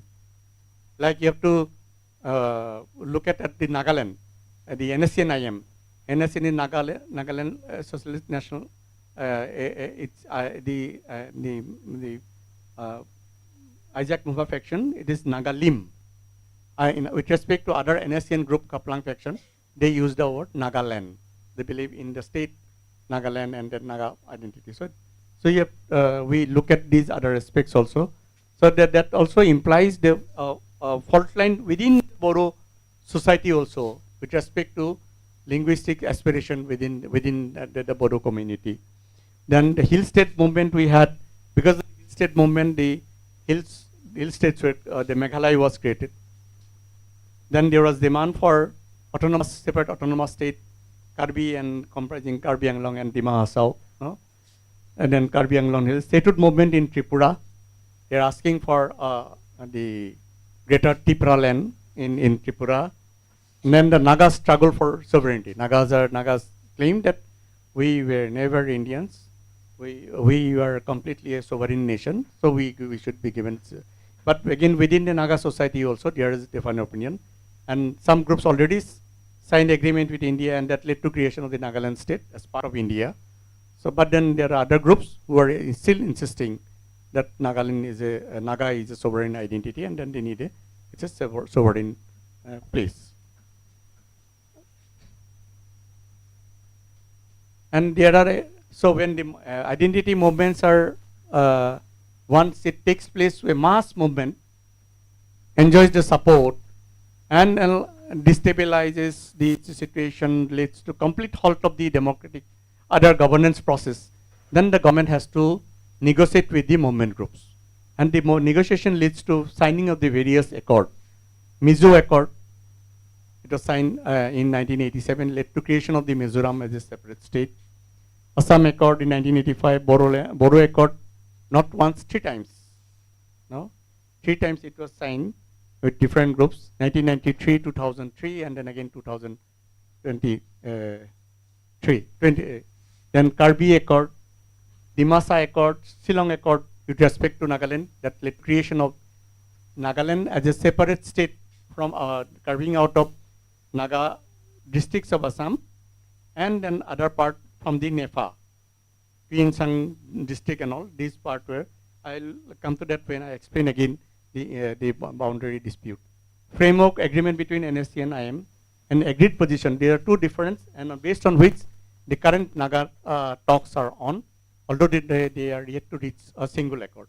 Because this, the government is negotiating with 2 different groups, with 2 different agreements, but the government said only 1 accord will be signed. That hasn't happened, so Naga talks have reached the dead end, but they are trying to break the ice and then trying to negotiate and then arrive at a conclusion. This gives us an idea about the complexities of this region. And so when we write on the issues to the rest of India, the need needs to be decoded well. Then only it will be easier for the other people. Because when we try to paint everything with single brush called Northeast, then it is not easy to understand. Then we get all the questions, then why it is not solving the problem, no, for us.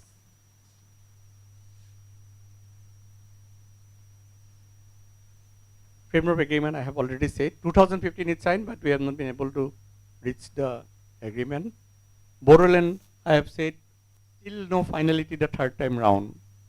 I mean, the accord has been signed, but then there are indications that new Bodo Accord does not spell a closure of the statehood movement. So, anytime it may lead, and what it may lead, I mean, we can understand. Yeah. So when I said it again, it might again open up the, like there is a demand for expansion of the schedule type list, ST list, 6 communities, and so they are demanding ST list, Nagas and Cookies. In Manipur, you have seen the whole issue has burnt Manipur. It's taken Manipur to a situation where there is no sign of any resolution of the conflict. I've been to Manipur twice after the incident has taken place, and it's very pathetic to see how the ordinary type, see, when the conflict takes place, people are displaced, houses are burned. It is the ordinary people whose human right is violated, no? And in course of the resolution of the conflict, there is use of force, and sometimes innocent people get they become victim of the human right violation. So in the Manipur, there is absolutely no sign of any reaching a compromise. It's clear, sharply divided on two. It's like a civil war. I mean, when I visited there, I had to cross check gates of not only security forces, even check gates by the civilian groups which are patrolled with the arms. So with people, guns have gone into the civilian hands. So it's just like a civil war, just like any other place. So so the issues are so sensitive. So that's why the expansion of ST list. We need to understand then what could be the consequences of these expansion of the list, and when these demands are articulated and responses are made, how these are, and then so even for reporting also, as a journalist, we have to look at the sensitive character of the various issues. So apart from reservation in education, jobs, SC status has political implications in autonomy, land rights, seat reservation, autonomous council, assembly, parliament, local bodies. Now say Bodoland Territorial Council.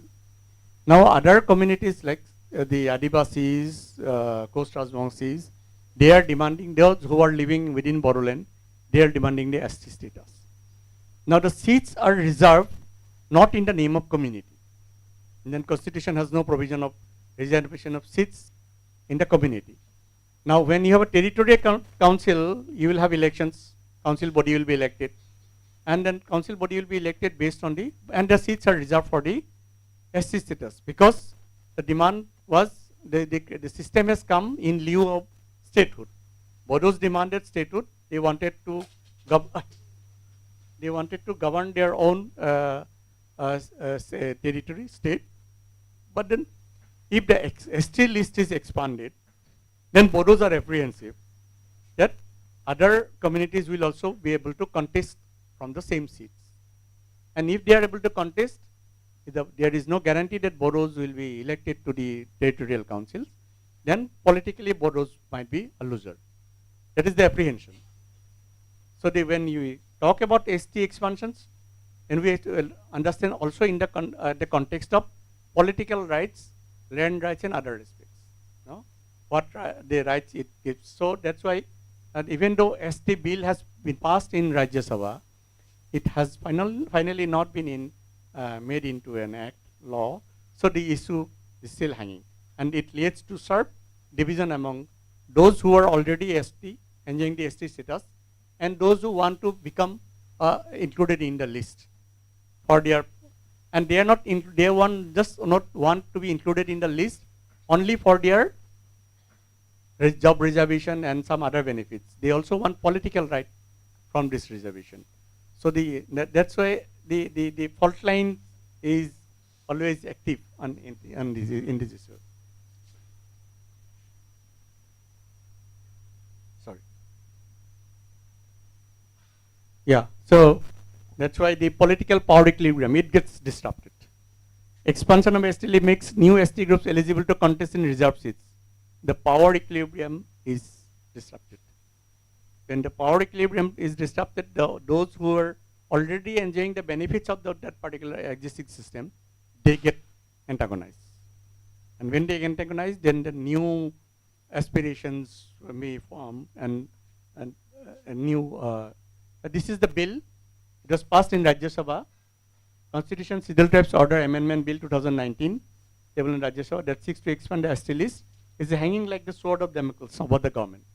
Government is also in a very tight spot. I mean, if you suddenly decides to grant ST status, then it will antagonize the existing ST group. So it's trying to solve it in another format, giving on concentrating on locally, giving more, creating a different autonomous council that doesn't get into the working of the existing council. So, but it hasn't helped, hasn't settled the problem yet. But the problem remains, and we have to understand that these are also the fault lines. So if you do not handle it carefully, the fault lines may expose further and will give rise to fresh conflict. And once the conflict starts, then the conflict resolution becomes very, very difficult. And it delays the entire development process in the region already underdeveloped because of its landlockedness.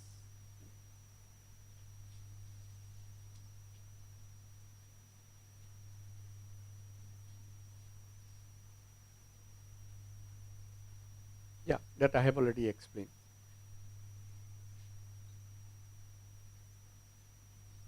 Same, ST trigger. The hills all around valley, Metis living in valley, the hills have Nagas and the Kuki populations. Then because of the conflict, Kukis got displaced, Metis got displaced, those living in hill region, they got displaced. No? And the issue is only the granting of ST status to the Metis. One single demand, but then it later just see where it has taken brought the situation to. No, there is endless conflict. A lot of people kill, children kill, and then people are not being able to return to their villages. When people get uprooted from their own home, own village, then everything gets disrupted. The traditional cultural practices get disrupted. You don't have the kitchen where you keep alive your traditional cuisines. So you don't have money. You are not being able to have the textile traditions go on. You don't have enough money to buy, or you don't have access to a loom where you can weave. So when, in a way, you are asserting the identity, but you are not being able to protect the identity because of the disruption. So identity gets distorted. It gets disrupted.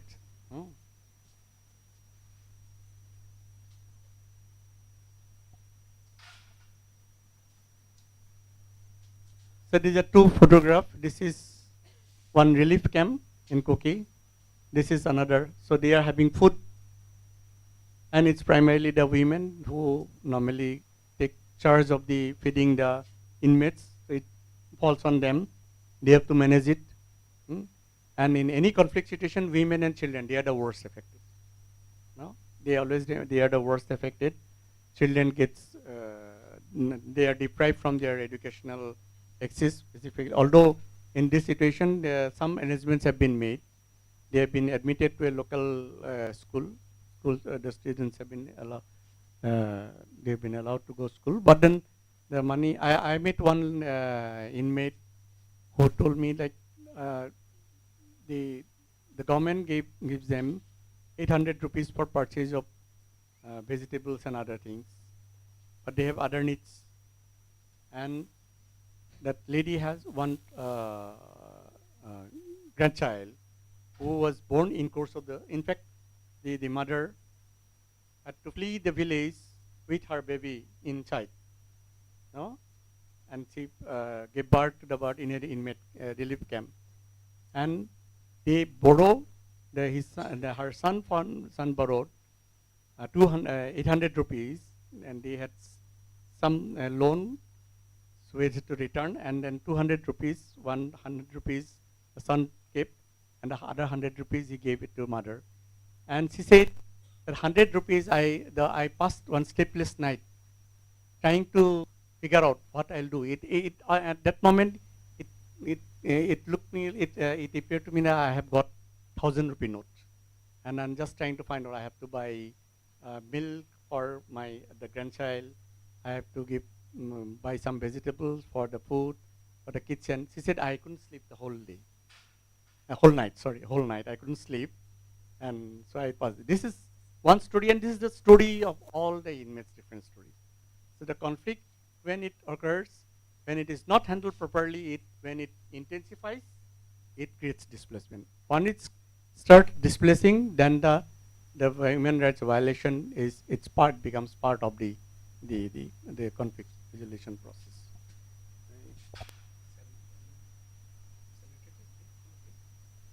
Shall we take one break now or some time? Yeah.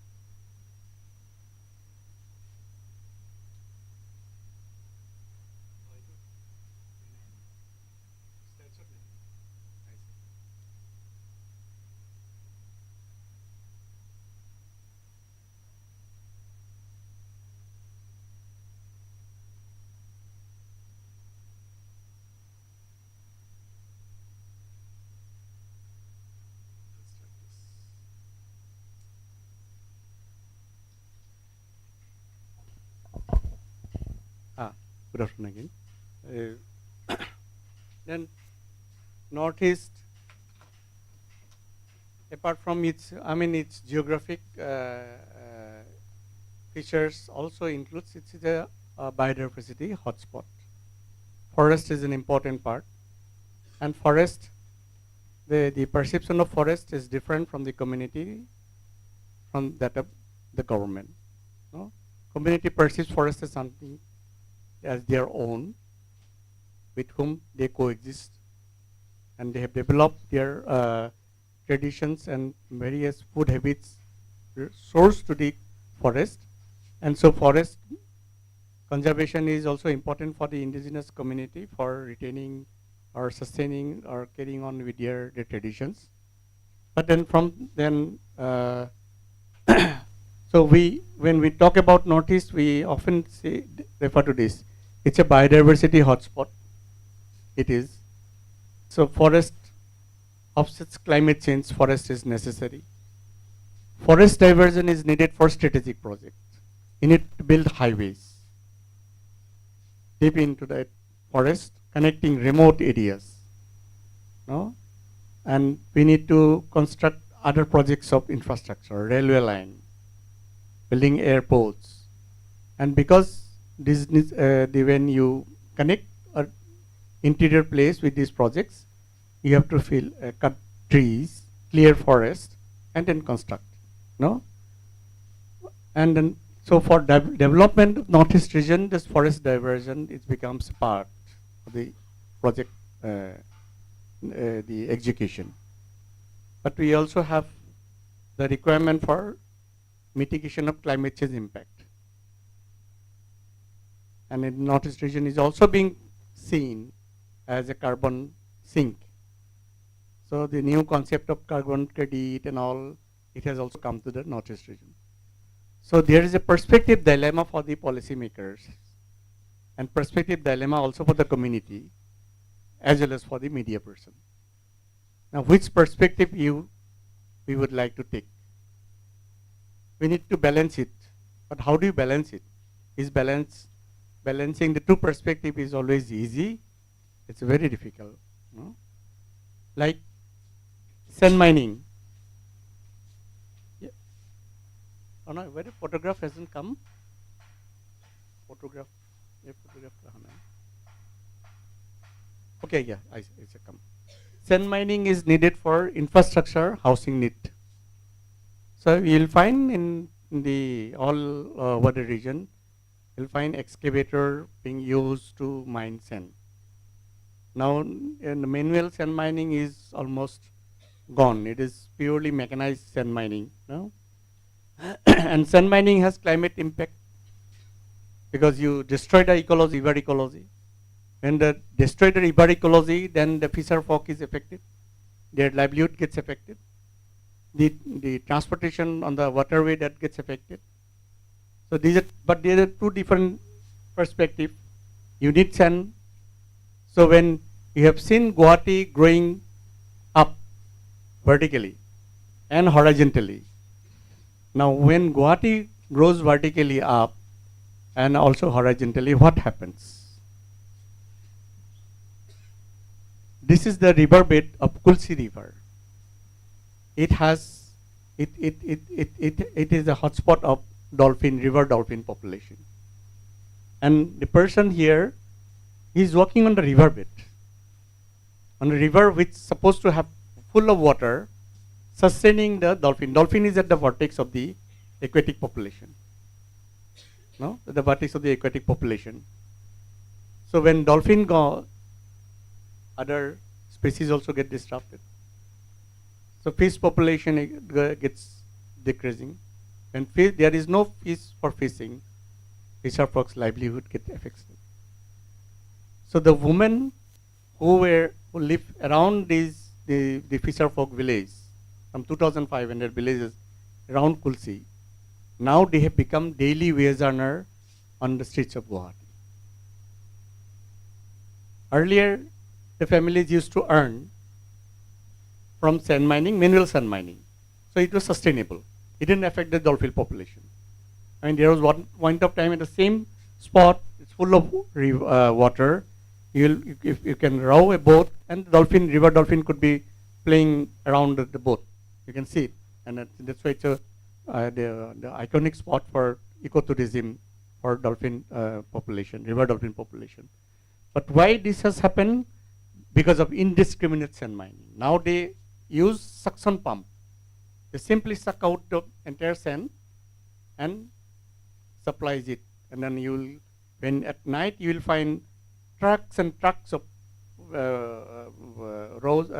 long queue of trucks waiting to collect the sand and supply it to Guwahati, and for construction of different housing project, the flyover project, road project.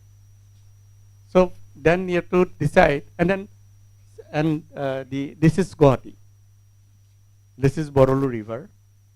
We have already destroyed it, reduced it to a drain. Suppose at one point when we were in our childhood, we saw this river as clean as, people used to take baths in this river. The maternal uncle and all, they had. Now it has become a drain, practically a drain, no aquatic life there. So this is how the idea of development also have contradiction with the idea of preservation of conservation and nature. So when we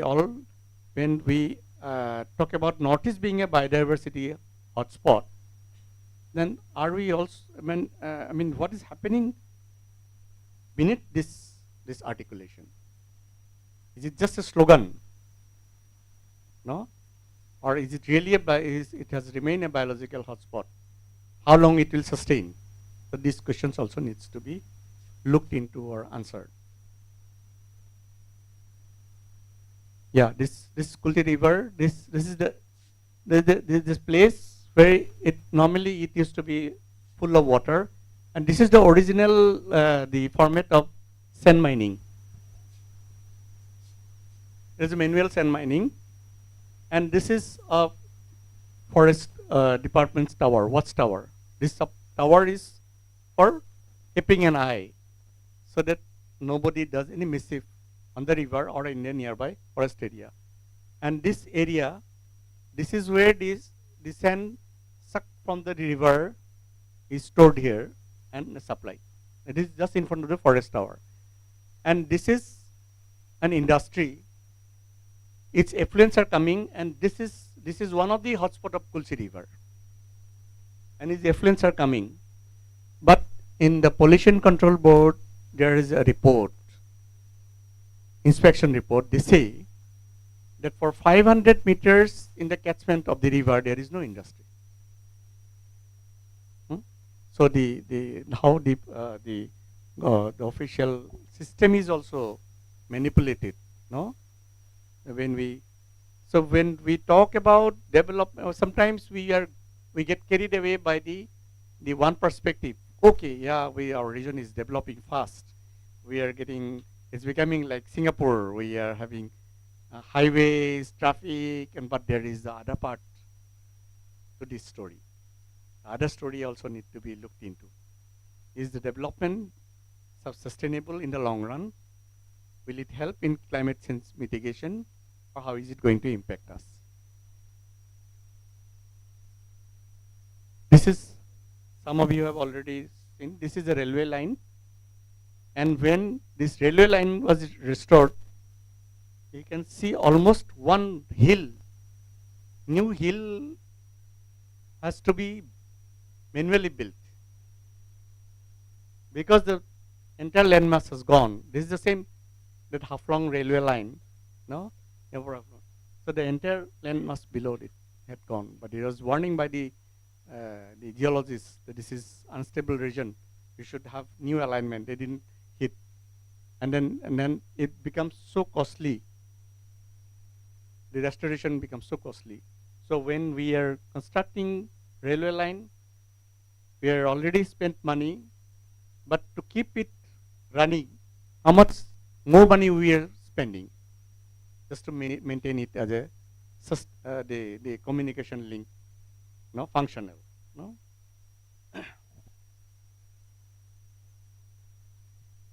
Then this story, this is about the eviction. These policy issues also come in the Northeast about the way how we decode the data. There was these 500 families were evicted. They were encroachers from Power Reserve. 1,200 families were evicted, encroachers from Amsang. And then, and it was, and we justify it because they encroached forest land. And when you encroach forest land, that means you have cleared trees, and you are going to do more harm to the forest, and then it will impact our life. It will destroy the forest ecology, and it will gradually expand. And so it's one issue. But then, when you for generating again 2,088 megawatt, you have decided to fill 3.24 lakh trees. So I said we have this perspective dilemma. No. Now, how do you justify it when we are evicting people to protect trees, but we are cutting trees to create new projects? There are justification from different perspectives. So this, but then for the policymakers maybe, or even for the panel people, or for the media persons, this perspective dilemma, it keeps us saying which perspective to take. No, so we have to decide. And similarly for Italian project, filling up 2.78 lakh trees in the Dibang, Italian project for the Dibang Valley. Another project, Dibang Valley project, is coming. So one way the argument is that Northeast is a powerhouse, Arunachal is a powerhouse, full of hydropower. Hydropower is, they said it is green, and it will offset climate change mitigation. No, so it's important for climate change mitigation. And so we don't want to burn more coal, but we want to generate more electricity. But we also need to have a counter view, like when you fell trees for generating power, then what consequences are going to have in the long run? No, that also needs to be explored. So Northeast, when we say it is a powerhouse, it's full of hydropower potential, but moment you try to harness this the hydropower, then you arrive at the other situations, felling of trees. And we said that when you're cutting so many trees, no, there is a provision for compensatory afforestation. There is also a scheme. Then we also look at how far the compensatory for afforestation is effective or actually been executed. So when we talk about the development of hydropower, we also simultaneously have to look at the compensatory afforestation in the region, whether it has succeeded, whether it has produced a desired result, or whether it has been executed properly. No, these other the aspect also needs to be explored. I already said this with some of you, and for others, this is again brings us to the climate impact of eviction without rehabilitation.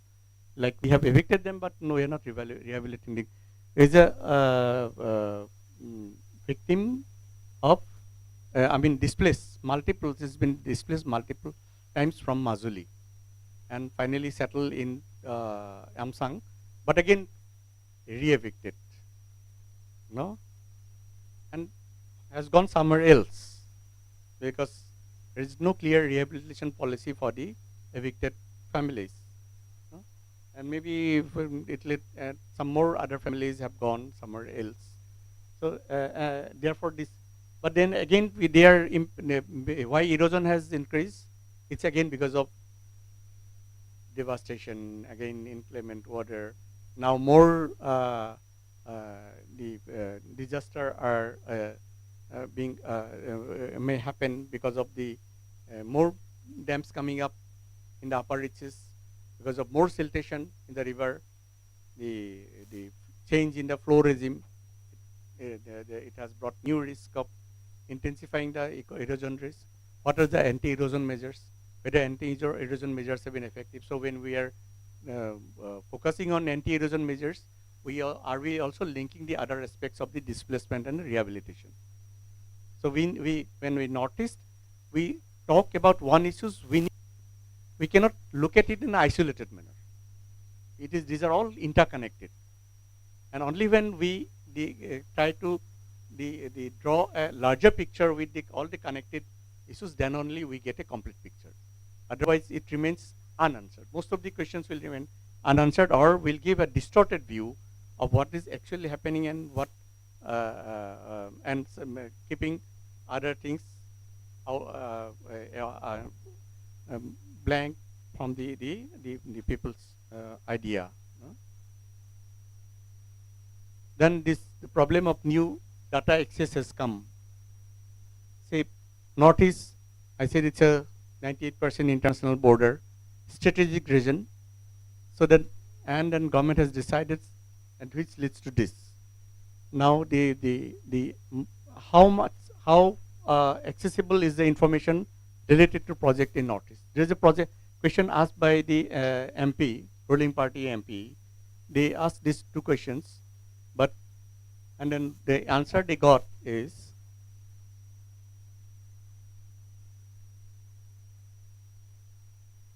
the matter involves issues of strategic and sensitive nature.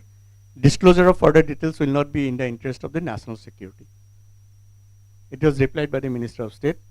So the data access in the strategic area, that is also a serious challenge for those who are in the research, who are in the media, because you may not be able to inform people adequately about the projects being undertaken, because some projects we don't have access, and the new laws have come. So people, when they talk about some projects, they want to discuss about a new project coming up in their area, they may not have access to the data at all. And when you don't have access to the data, then you cannot give your opinion about unless you are adequately informed, we cannot give opinion about the project. No, it could be based on perception only, but not based by data.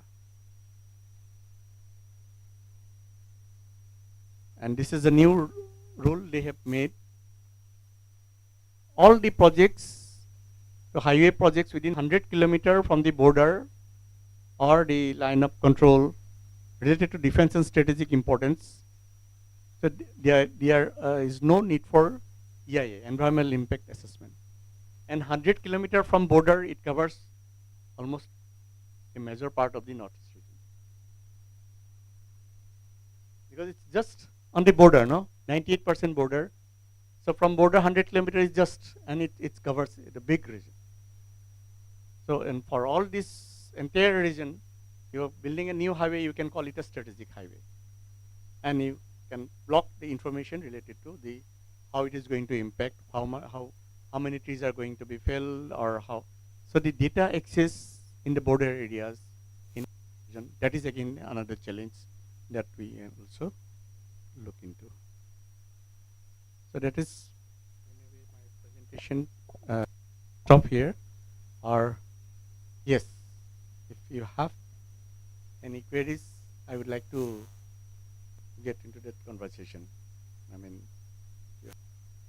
any questions, any interventions you want to make?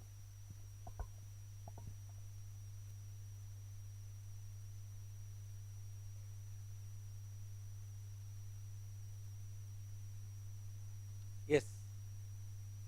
Anyone? You want to ask any questions or any comment on this? Even your perspective will also help me, because I have developed in the understanding, no, on my experience of reporting in the region. But I am open to knowing new perspectives. I mean, if you have any new perspectives to add, perhaps that will help me again have a relook at the issues. No, so I'll invite you to come up with your own perspective and your comments, even challenge.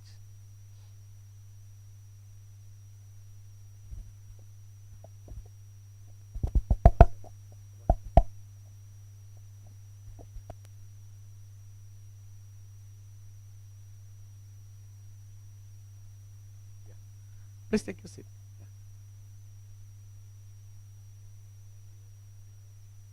Thank you. Mhm.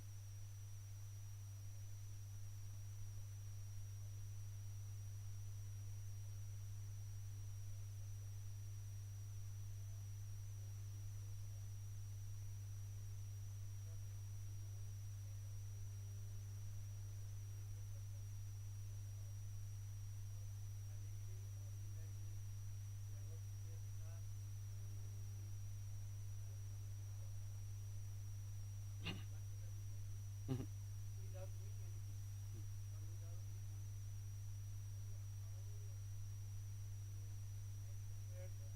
Yes.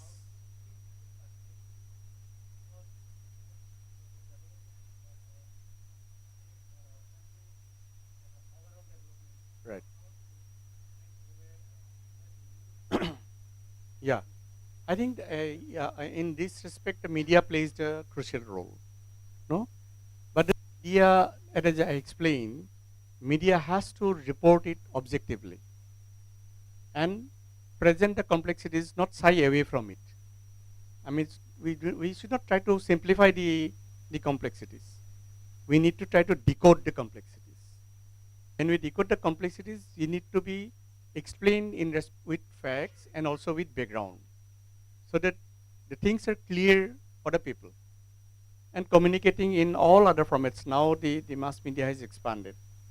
So we can utilize the digital media so we need lot many explainer in the form of from the media, which are facts, authenticated facts, verified, and also clear perspective. And then perspective should not be limited to one or the other, and it should be an objective reporting, not influenced by the personal bias or prejudices of the reporter. So that because if we don't present the perspectives in its true form, then the people will not be able to understand. When they are able to understand, they will appreciate where the problem lies. Because the human civilization is advanced by addressing the problems, not by creating it. Whenever we encounter problem, they try to resolve. No, but when we can only resolve the problem only when I understand the problem.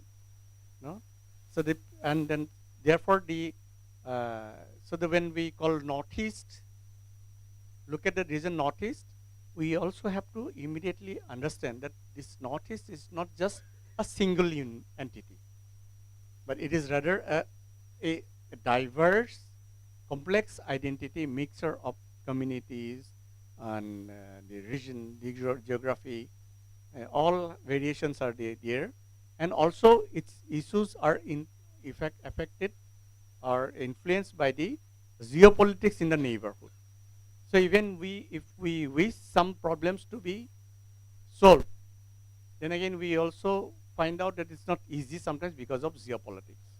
We have built transborder road, initiated transborder highway, transborder railway line, and it gives us hope that yes, now we'll be able to reach out to a larger market so that we'll get better price.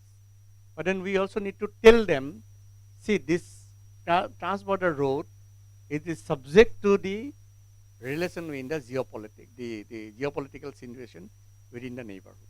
If we don't give that idea, we only paint a rosy picture about the project, then people are unable to understand if we have built a road, when it able to use it. No, that's why the I mean, yes, I have said that the no Indian airliner is flying because that airliner will always look into the commercial angle. They will fly only when there are more passengers to fly to these destinations. No, they will look at it from the commercial viability point of view, not just from the interest of the just economic integration or the policy interest. No, they will not. So they will wait for that economic development to take place in that form so that they can come and initiate the linkage. So that's why I said when we explain this to people, we need to explain all other related context and background. Then only people will be able to appreciate. No? So when talking about governance sharing model, so when we're saying that this peace accord has been signed, I mean, it should not immediately give the impression that peace is going to be lasting. This peace could be fragile. Why? There are other complexities in it. Because there are other groups who may be affected by this peace accord. So until and unless their problems are also addressed, this peace may not be sustainable. That so media when reports on Northeast, it it it should not shy away from the complexities. Rather, it should try to decode the complexities for the common the viewers, listeners, or the readers, so that they understand the problem well. I think I have answered this question. Yeah, thank you. Yeah, any more questions or any commentary? Do you have anything? And we may close. No? Yeah. Thank you. Thank you so much.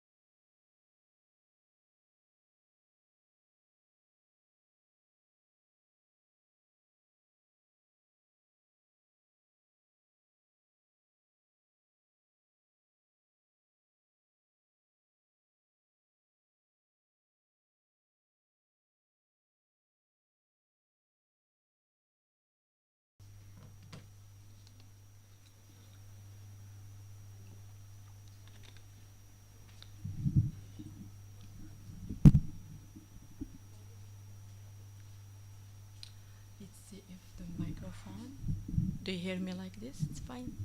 Like this? It's fine like this? Yes?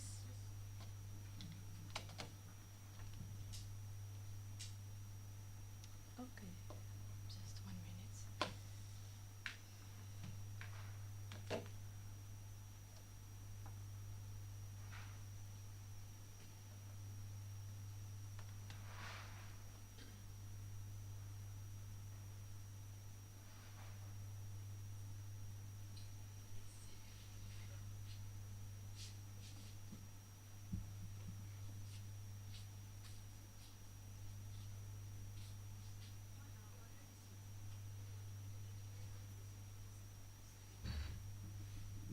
Good afternoon, ladies and gentlemen.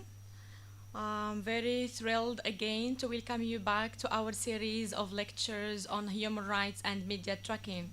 Well, so this afternoon's lecture will be titled Gender, Human Rights and Media.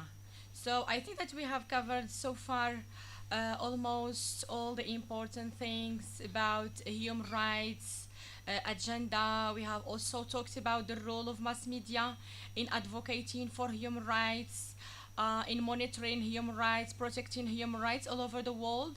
We have also tackled human rights and children this morning, and we have been introduced to international treaties, institutional frameworks, that of course concern the developments of human rights all over the world. Today, of course, we are going to deal with very important, sensitive topic, talking about gender, talking about women's rights movement, which I do believe a very important issue.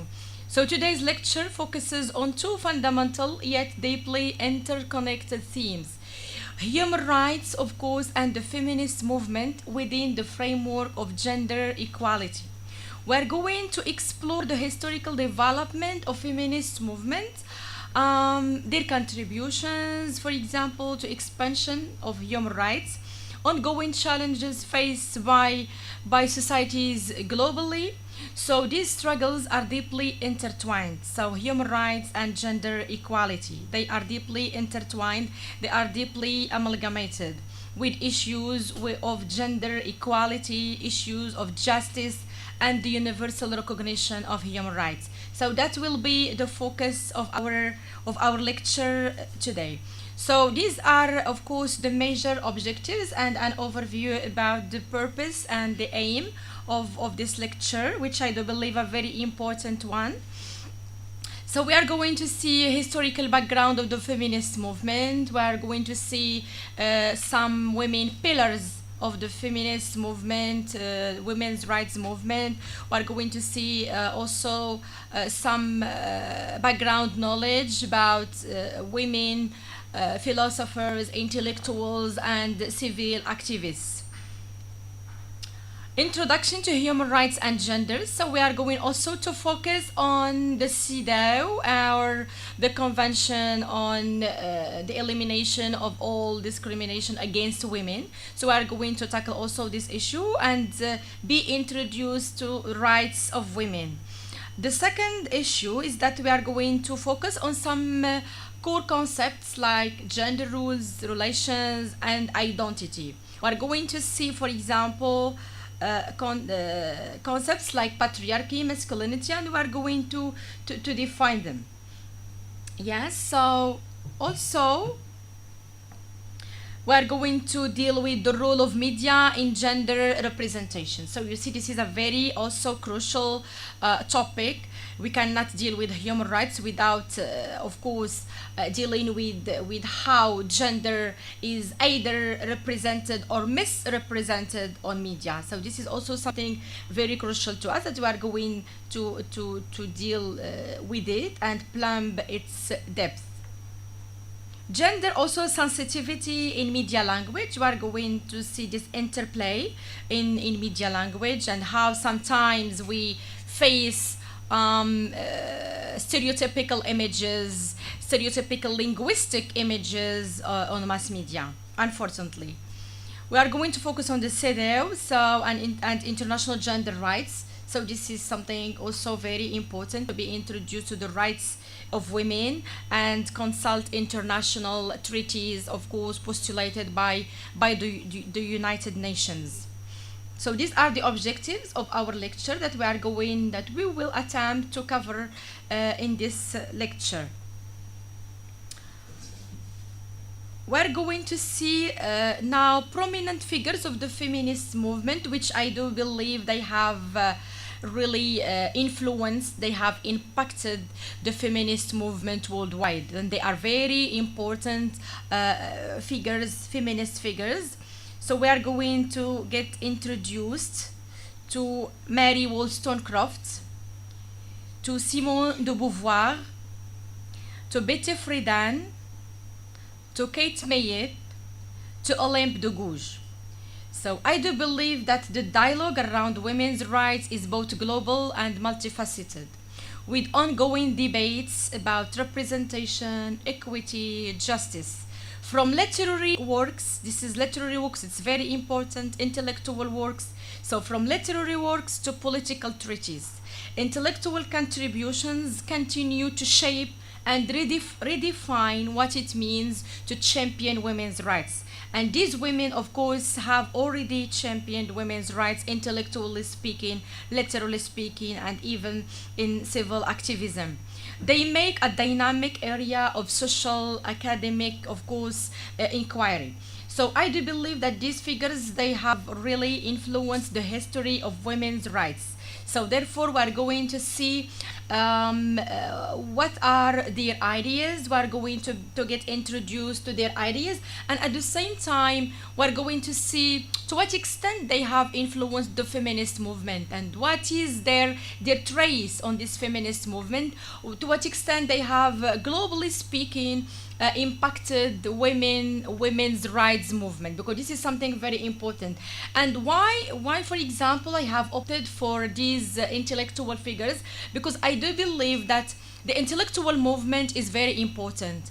But we cannot just rely on civil movements. Yes, sometimes even the intellectual movement leads and paves the way for civil activism.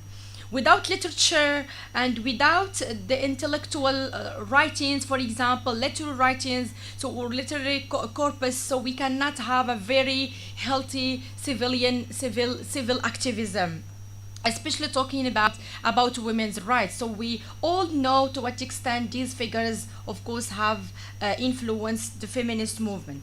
So let's step by step, for example, deal with those figures, and in dealing with those figures and with the feminist movement in general. So we know that feminism has been, of course, developed through many phases, the many waves and stages. The first stage feminism, second, third, and so on and so forth. But I have divided feminism into early feminism. And I have, of course, investigated on those women who have been pioneers of this feminist movement. And of course, among them is Mary Wollstonecraft. Of course, Mary Wollstonecraft, she, of course, she was very famous, especially at the 18th century. She was an English writer, philosopher, and advocate for women's rights. She is widely recognized for her pioneer work, A Vindication of the Rights of Women. So this is a book published in 1792. In which she argued that women should be afforded the same educational opportunities as men, positioning herself as a key figure in the early feminist movement. So her work in general, or grosso modo, laid important groundwork for later discussions on equality, justice, education, gender rules, for example, gender disparities, and so on and so forth, challenging deeply, of course, patriarchal misrepresentations, and challenging deeply what was ingrained, okay, in her society, or what was ingrained in or what was deeply ingrained in her societal norms, of course, of her time. So this book, I do believe, is of paramount, of course, importance. And I have here, in order to clarify things for you, so you have a quotation from chapter 2. So she claims that contending for the rights of women, my main argument is built on this simple principle that if she be not prepared by education, it means the woman, if she not be prepared by education to become the companion of man, she will stop the progress of knowledge and virtue.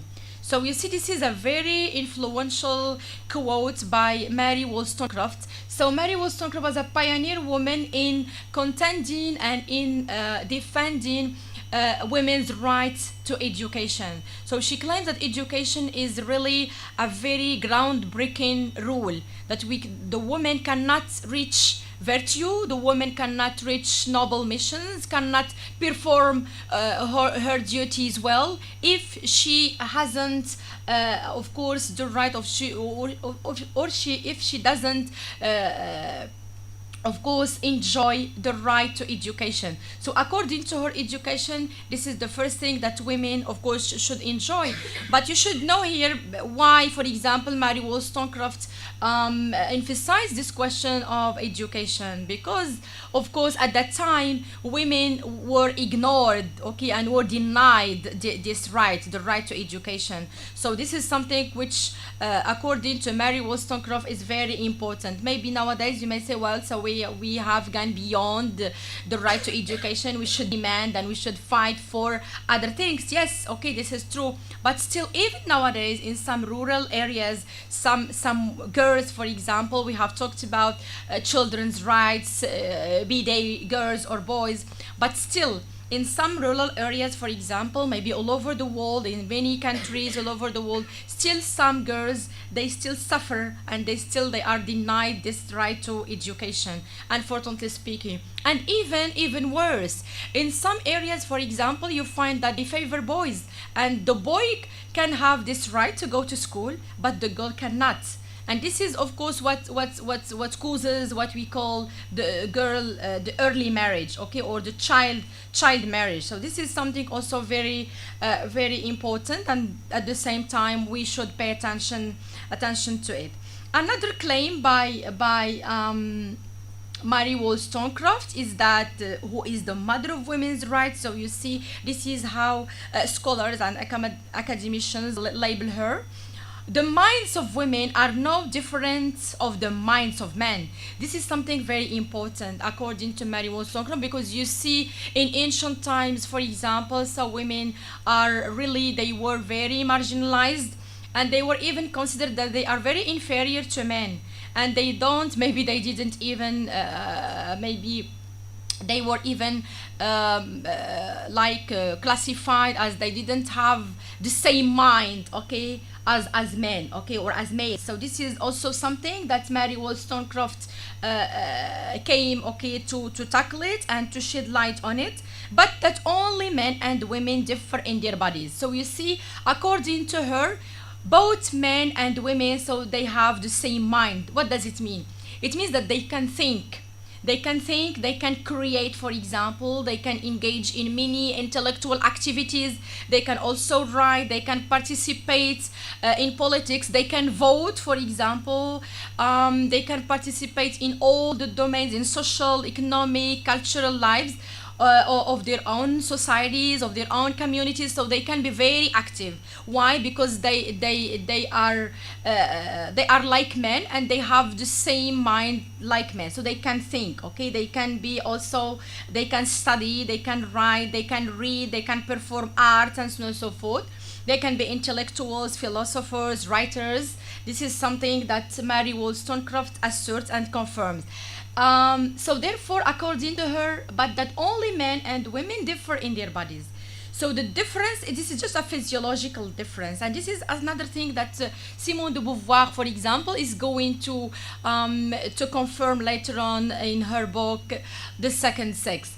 So you see, from the very beginning, we know and we notice that those scholars, for example, those pioneer women who advocated for the rights of women, from the very beginning, we see to what extent they confirm and they urge people to recognize women's rights and equality, especially. There is also another figure, as I have already explained. It's Olympe de Gouges. Also, Olympe de Gouges, the rise. She symbolizes the rise of a feminist political manifesto. How?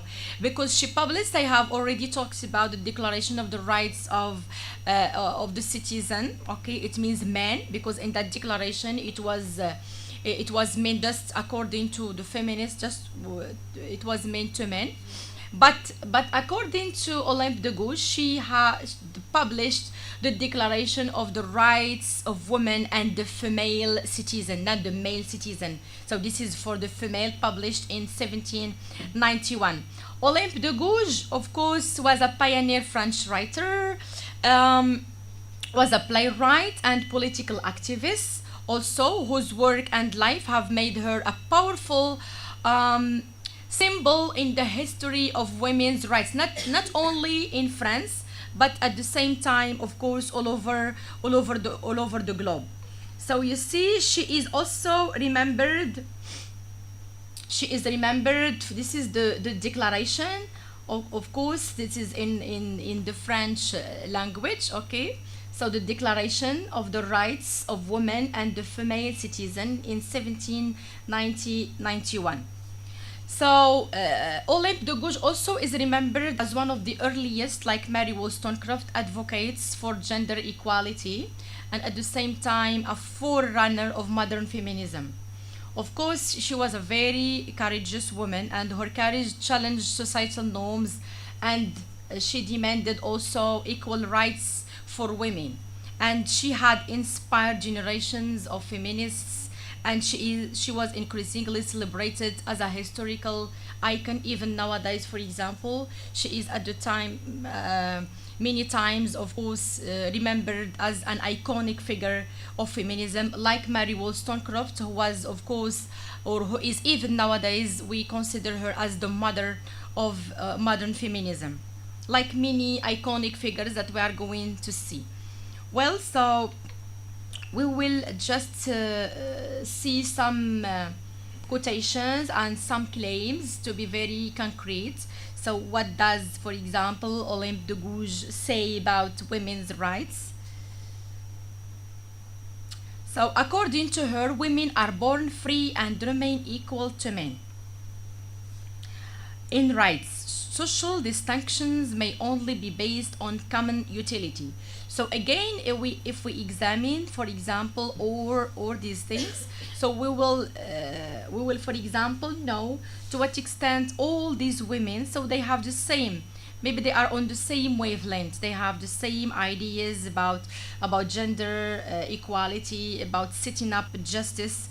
So you see, from the very beginning, so women are born free. So where they are slaved many times, where they are marginalized, where they are silenced. So see, these are the questions that, for example, many militants all over the world ask. So they are equal to men from scratch, from the very beginning. Social distinctions may only be based on common utility. It means the social distinction, they are not innate, but it depends on the common utility. Maybe we find women ministers, yes, it's fine. Maybe they have a very high status quo in society. Yes, we can have like a man, for example, prime minister. So it depends on the common utility, for example, in society and in their communities. There is also this quotation by Olympe de Gouges: "The sex that is superior in beauty, as it is encouraged during the pains of childbirth, recognizes and declares, in the presence and under the auspices of the Supreme Being, the following rights of woman and the female citizen." This is the first thing that is mentioned in the declaration, is that is that this means that it serves as a powerful introduction where Duguj redefines the notion, of course, of courage and strength. You see, so the sex that is superior in beauty as it is in courage. It means that women are very beautiful and at the same time they enjoy beauty and courage. So this is a redefinition of courage, associating it not with only physical beauty, but it is also the unique resilience displayed by women, particularly in enduring, of course, childbirth, because the women are very powerful indeed. So you see, this is what is claimed by Olympe de Gouges. So by framing women as courageous, she directly challenges prevailing views that associated men with strength and leadership, arguing that women are equally, if not more courageous. So this is something which is very important. You see, so sometimes we just say that, well, so leadership is just stuck to males, okay, and not to women. But here there is another story, okay. So it's rethinking, redefining the concept of courage and beauty. So this is grosso modo what Olympe de Gouges had postulated years and years ago when she published the Declaration of the Rights of the Female Citizen. Well, so here we are going to see, as I have said, when we talk about feminist movement, we talk about waves of feminism. Now let's begin with the first wave feminism. We're going to see, of course, its characteristic. So one of the main characteristics of this early or the first wave feminism is the suffragist movement. So as you see here, this is what characterized most, of course, especially in the late 19th and 20th century. This is what characterized the first wave feminism, is the suffragist movement. It was a significant and influential campaign, okay, that began in the late 19th century, 20th century, that fought for women's right to vote. So this is something that was very groundbreaking at that time.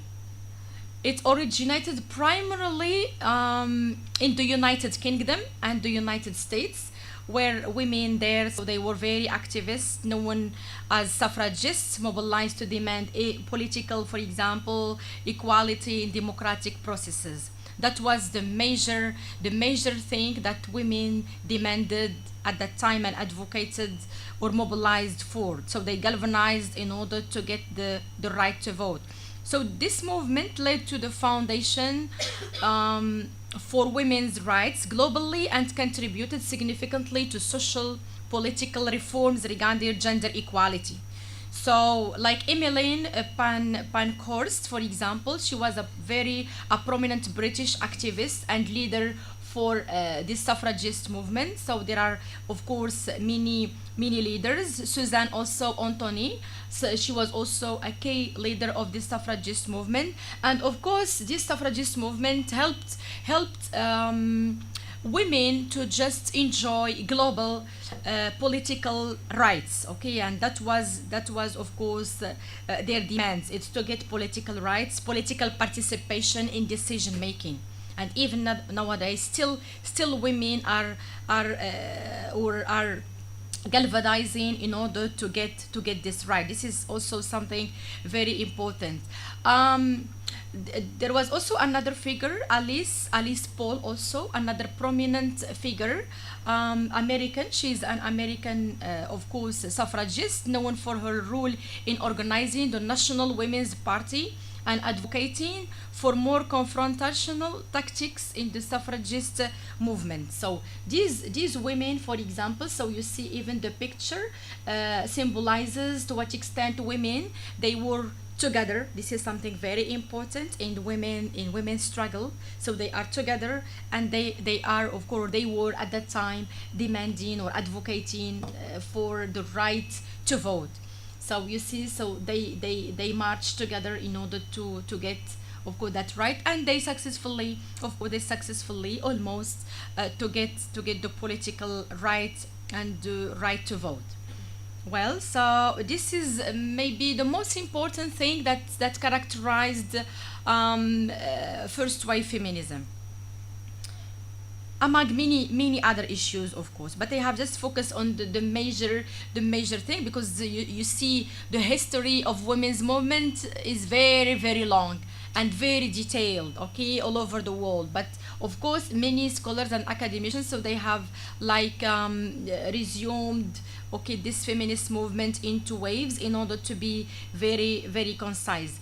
Of course, this second wave, as you see, second wave feminism, this wave, of course, spanned from 1960s to 1960s, 1980s. It marks a transformative period in the women's rights movement. So it was a radical movement really at that time.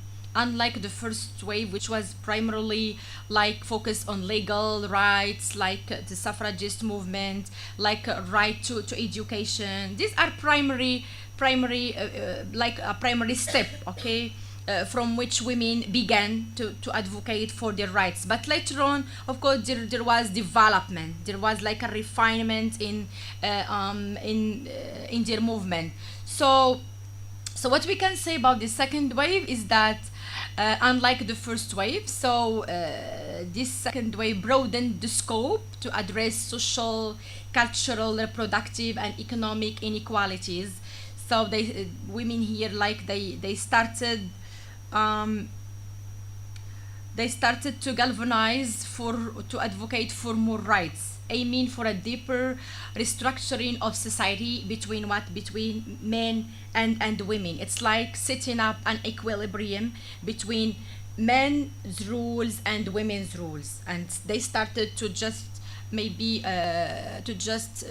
talk about or galvanize or advocate for social, cultural, political rights in an organized way. And at the same time, alongside the civil activism of women, there was at the same time an intellectual movement. There was like the emergence, the rise of the intellectual of women's intellectual movement, and that this thing was very important, and it had influenced the process of women's development, of women's rights development. Like what? Like Simone de Beauvoir, for example. This is Simone de Beauvoir, The Second Sex, especially published in 1949. It was really a seminal work, an outstanding work that was published in the mid 20th century, and it has had a great impact on the feminist movement. So you see, in the second six, I will just give you now an overview, but later on we are going to see, maybe to delve into the book, because this book is a milestone in women's intellectual movement, I do believe.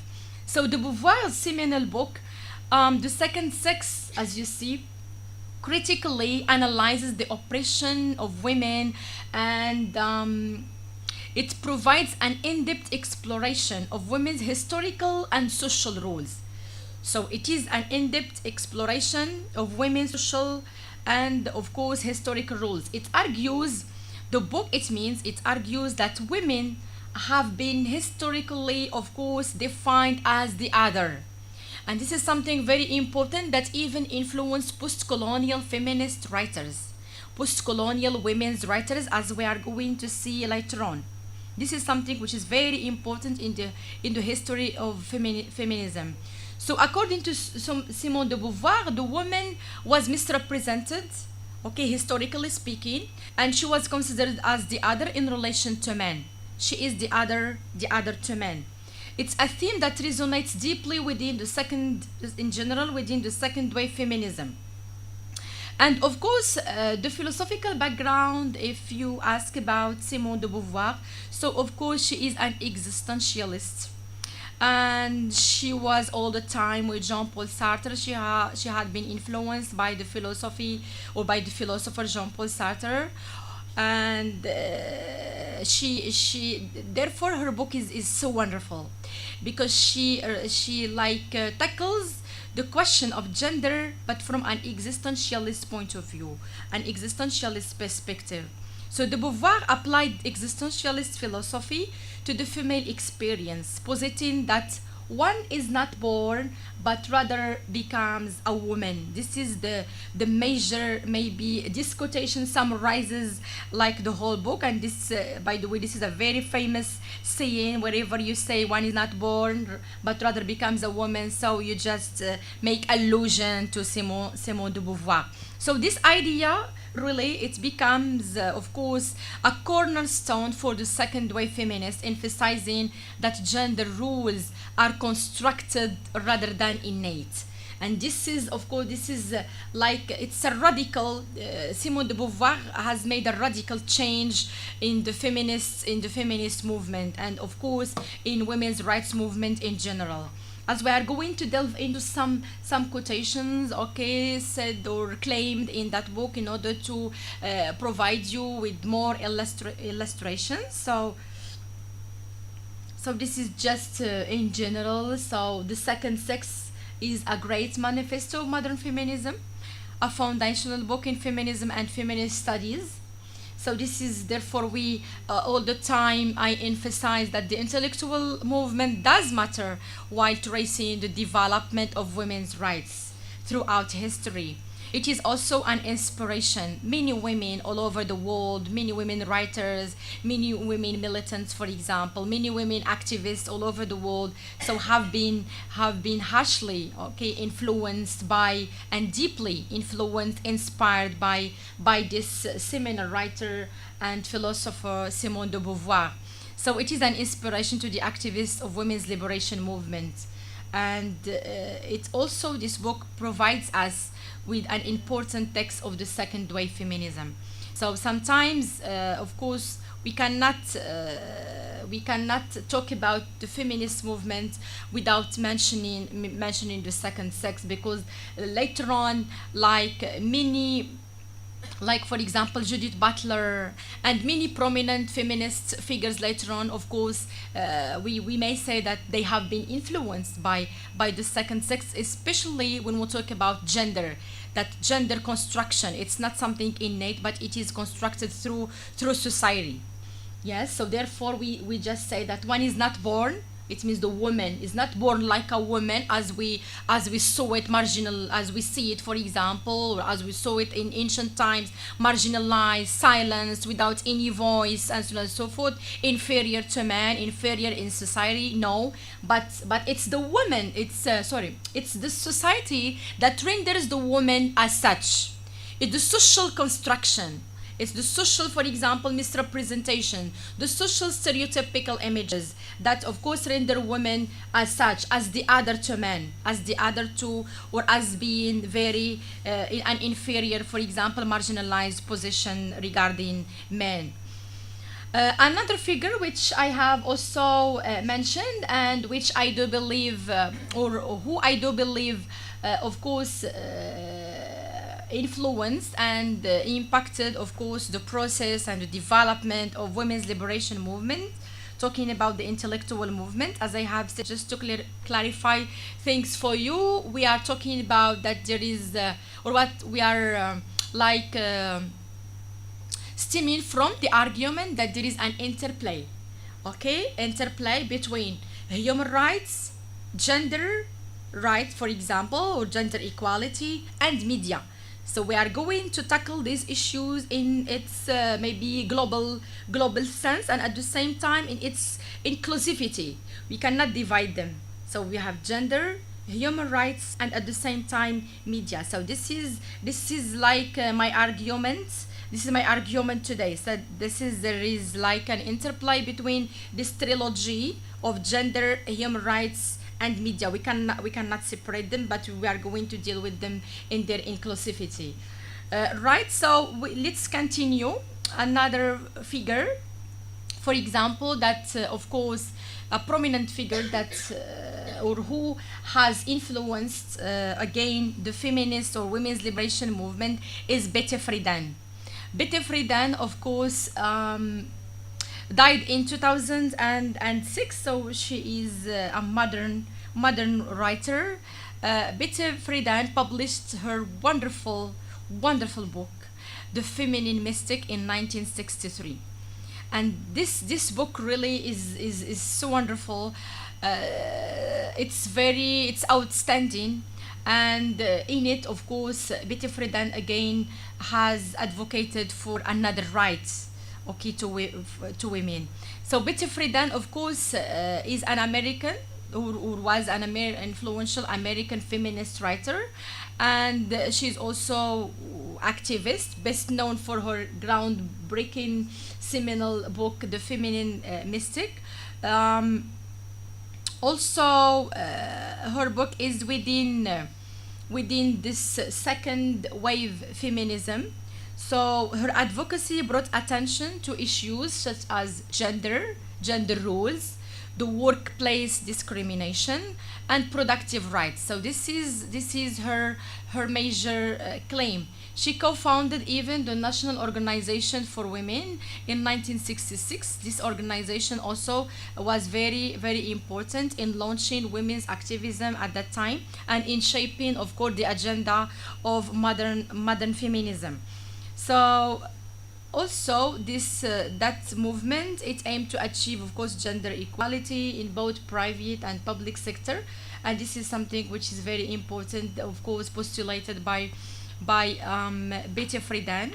So this quotation, as you see, for example, here, this is taken from the book The Feminine Mystic, and this quotation maybe summarizes the argument in the book. It's the problem that has no name. So this is maybe the phrase that is very famous in that book. The problem that has no name, which is simply the fact that American women are kept from growing to their full human capacities, is taking a far greater toll on the physical and mental health of our country than any known disease. So you see, this is the problem that has no name. And later on in the book, so she would explain to what extent the woman is just reduced to the house, and she just performs one single task, one single job, is housework. And this is something, of course, according to Betty Friedan, that kills, of course, women, because these things, of course, they deprive women from performing her social, or their social, political, cultural roles within their communities. And this is the problem that has no name. That book was, of course, about American women in the United States. So let's see.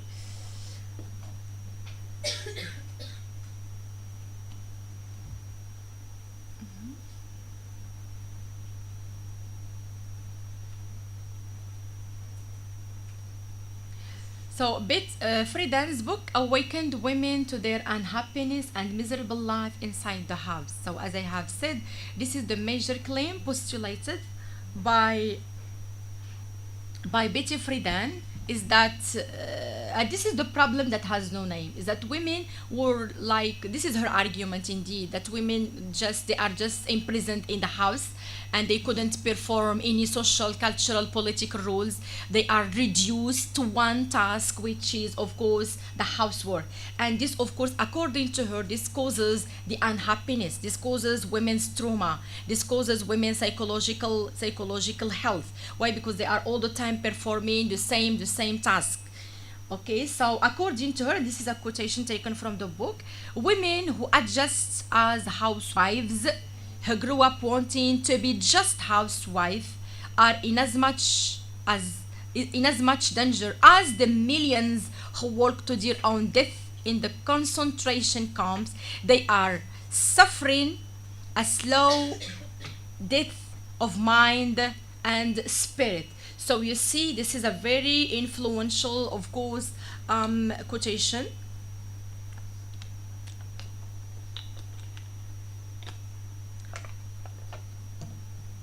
And this is what of course Peter Friedan advances is that when the woman is just made a prisoner in the house, so of course this is like taking a journey to death.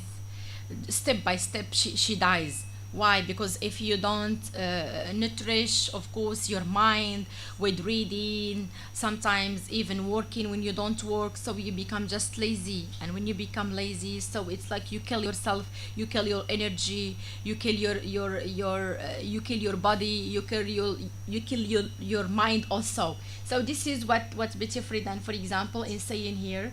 So according to her, this is her argument, that housework and performing the role of housewife is just killing women inside the house. So another even quotation by Betty Friedan: the key to the trap is, of course, education.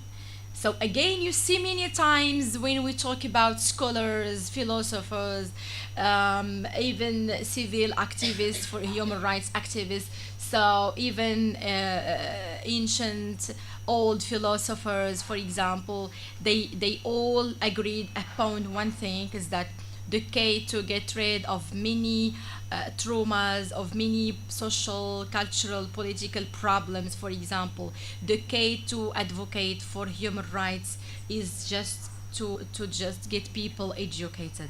So education again is a powerful tool, okay? And maybe all the scholars they agree upon it. And this is again another scholar, feminist, okay, who claims that education is the key to this trap, is the key to maybe save women from being prisoners inside the house, from being just performing one single job, which is just being a housewife, performing housework. The feminine mystic has made higher education for women seem suspect, unnecessary, and even dangerous. So you see, this is even dangerous. This is when you believe in this, so this is dangerous. When you believe that education, for example, higher education is not that necessary, this is dangerous also.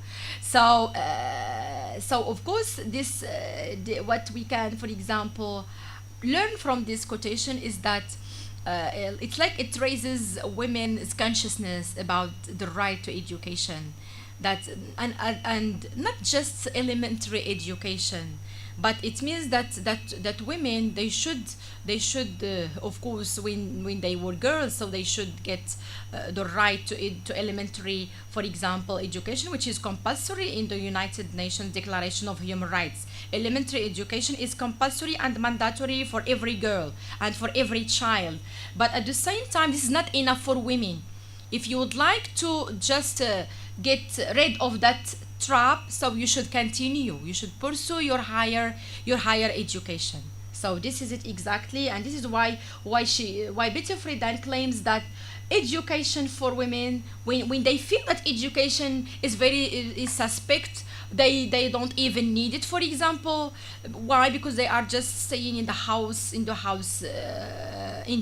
performing housework, and while performing housework, they are dependent, and they depend on men, they depend on their husbands, and this is another dangerous story. So you see here, so this of course leads to many dangerous, of course, situations. But I think, according to Betty Friedan, but I think that education, and only education, so you see the repetition of education. So I think that sometimes you may say that, oh, we are fed up with this education, that's it, okay? But anyway, this is even, I totally agree with her and with all the scholars, of course, who have advocated for the rights, of course, to education. This is something that we can't do without it. It's impossible. This is a priority. Well, so, but I think education, and only education, you see the repetition for emphasis, has saved and can continue to save. So education, it's not just about learning, but it will save you. It's about your future. It's about your entire life. It's about consciousness. It's about enlightenment. It's about creativity. It's about your place in your society. It's about establishing a very good status quo in society. And you cannot do that, okay, without education. It's impossible. It's the first step, okay, toward success, toward prosperity, and toward, of course, ascendancy in society. Well, so American women from the great dangers of the feminine mystic. So you see, if you would like to get rid of that feminine mystic, if you would like, for talking to women, if you would like to get, for example, saved, so please, the key to that trap is being educated. So education is the first step, but it's the most important step, okay, towards successfulness, okay, and toward, of course, prosperity and resilience. Another prominent figure that I have shown to you in the first, from the very beginning of this lecture, is another, maybe another perspective. We have talked now about education. We have talked about like how the woman shouldn't be misrepresented as the other of men, and so on and so forth. The suffragist movement, and now there is another issue, which is politicizing feminism. And this politicizing feminism was, of course, advocated and was advanced by Kate Mayett. And she's also a modern, we may say, modern feminist, because she died just in 2017. And she was, of course, an American feminist writer, artist, and actively widely recognized for her seminal book, Sexual Politics, published in 1970. So this is a founding text of radical feminism. Why it is radical?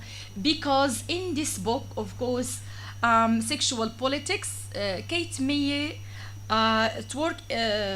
it's like she has paid more attention to politics and to political rights, and even to politicizing feminism. It means rendering what is personal into political. So this is something. This is maybe even her slogan, and this is something very important. So Mayed's work explored the intersections of gender, power, sexuality, and politics, challenging the structures that enforce patriarchal control.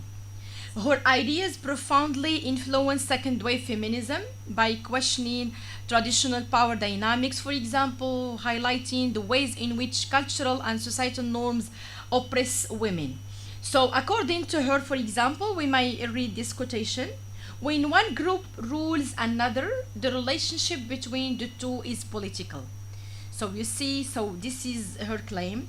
So it means that sometimes even when we talk about women's marginalization in society, we take it just as a personal matter.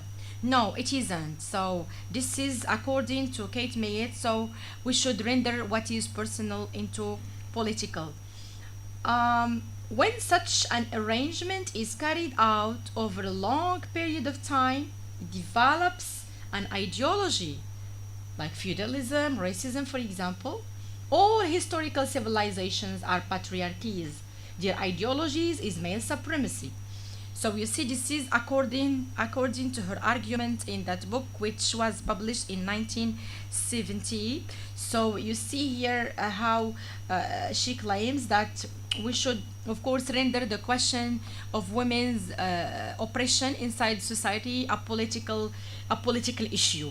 It's not that it's not just a personal thing that we can, for example, deal with it maybe at home. No, but it is very political, and society, of course, should assume its responsibility to get women their rights, okay, and to just not just this, but to debate those rights within the political framework of the society, not just let it separated from the political framework, political agenda, but women's rights should be part and parcel of the political agenda. Yes, so we are going to see examples. So this is maybe grosso modo the major argument in the sexual politics. in this book. So extending the personal, as I have explained already, into political, denouncing the patriarchal power. It means the male supremacy. We are going to see this because, unfortunately speaking, still even nowadays. So you see this book published in 1970, but we may, for example, we may claim that even, for example, nowadays, so we face this, or there are many countries, for example, in which we can find patriarchy is very predominant. Even nowadays, we can't talk about patriarchy, and this is one of the major claims advanced in this book, is that patriarchal power dominates art, dominates literature, dominates all the social institutions in order to perpetuate men's supremacy over women. Unfortunately speaking, this is even what is happening even nowadays, not just in the 1970s. So, but still women should continue, of course, to galvanize and to advocate for their rights. And this is something which is very important if we meditate this quotation. So we will see to what extent, like women, they are doubly victimized. So you see even in literature, so we find patriarchy dominates art, and it dominates also history, not just art. Sometimes even we find that history denied or ignored women.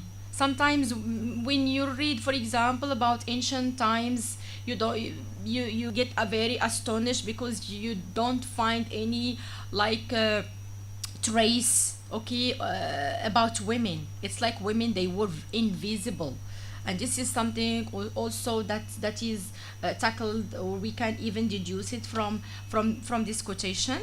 There is another thing that is postulated by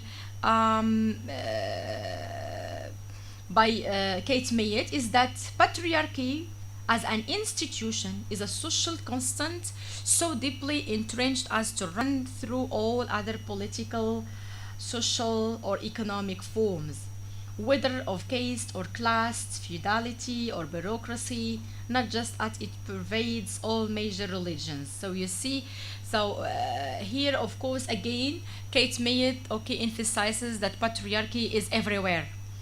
Patriarchy is very constant, and it is more than being constant. It is an institution itself. And when we talk about institutions, so you see to what extent this institution, of course, influences women's destiny and influences women's rights. So, and this patriarchy also, it is deeply entrenched. Sometimes we find it even within our families. You talked this morning, some students talked this morning about how there is that gender disparity from the very beginning. We live it between boys and girls. And this is something very important. Why? Because this is due to patriarchy. Even in our societies, okay, so in our maybe small societies, which is of course the family, in our families sometimes we find this prejudice and this bias. Sometimes we favor boys and we marginalize girls. So this is patriarchal society. And sometimes what is very dangerous here, and maybe we can discuss it in the tutorial later on, is that sometimes you get very astonished because it's who brings up children? Women, okay? Women bring up children, but women also, they are victimized. Why? Because this patriarchy is deeply sometimes entrenched in their minds. Why? Because they got very traditional sort of upbringing, very traditional education. Okay? Why? Because this of course in many societies, because this serves of course the status quo of men. Okay? So therefore they entrench those ideas into the minds of girls from the very beginning. When you say to the girl, no, you shouldn't do this, but the boy can do it. So here it's like you entrench and you consolidate patriarchy from the very beginning. And sometimes when the girl, for example, grows up, so she takes it as granted that she is inferior, and the boy is very superior from the very beginning, because this is due to the traditional education, traditional upbringing. Well, this is just between brackets an example to illustrate to you to what extent sometimes even we feel okay and we live within this institution of patriarchy and how it is very perpetuated. It is perpetuated by institutions, sometimes even by political institutions, by social, by cultural, by artistic institutions, by literary institutions. Sometimes even when you read literature, you find to what extent that literature is very biased. To what extent, even when you analyze a piece of literature, you find the woman or the heroine or the man is all the time the Superman, all the time the hero, and the woman is all the time in the house, all the time crying, all the time dependent, marginalized.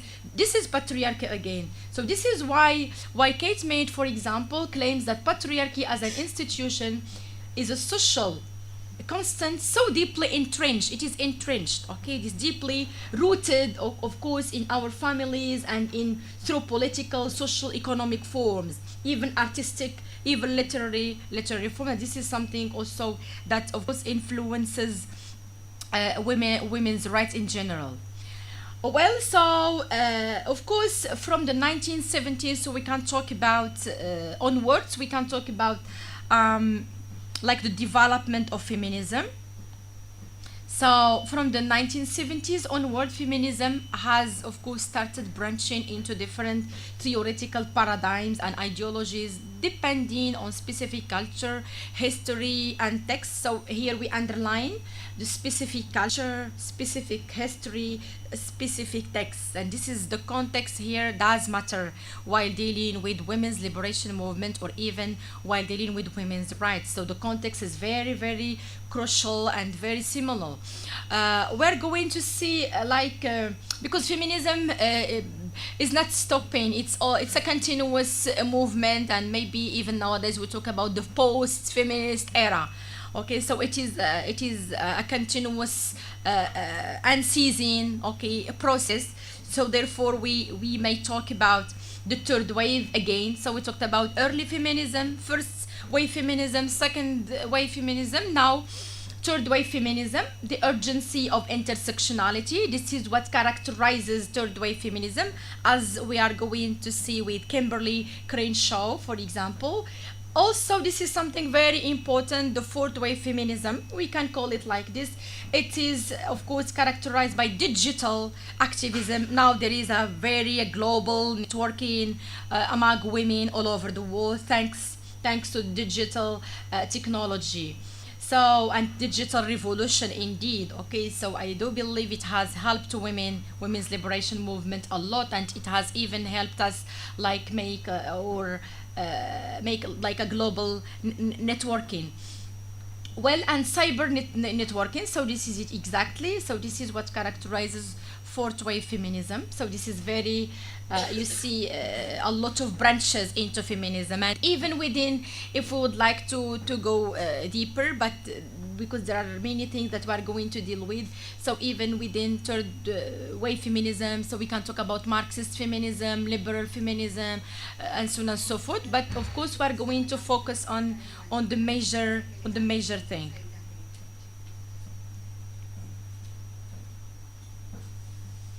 So this is, I do believe this is very important figure also, and she is a modern figure, a pioneer figure in the development of intersectionality. It's a concept that is introduced in the 1980s. I hope that I don't know if you know this woman, Kimberly Crenshaw, okay?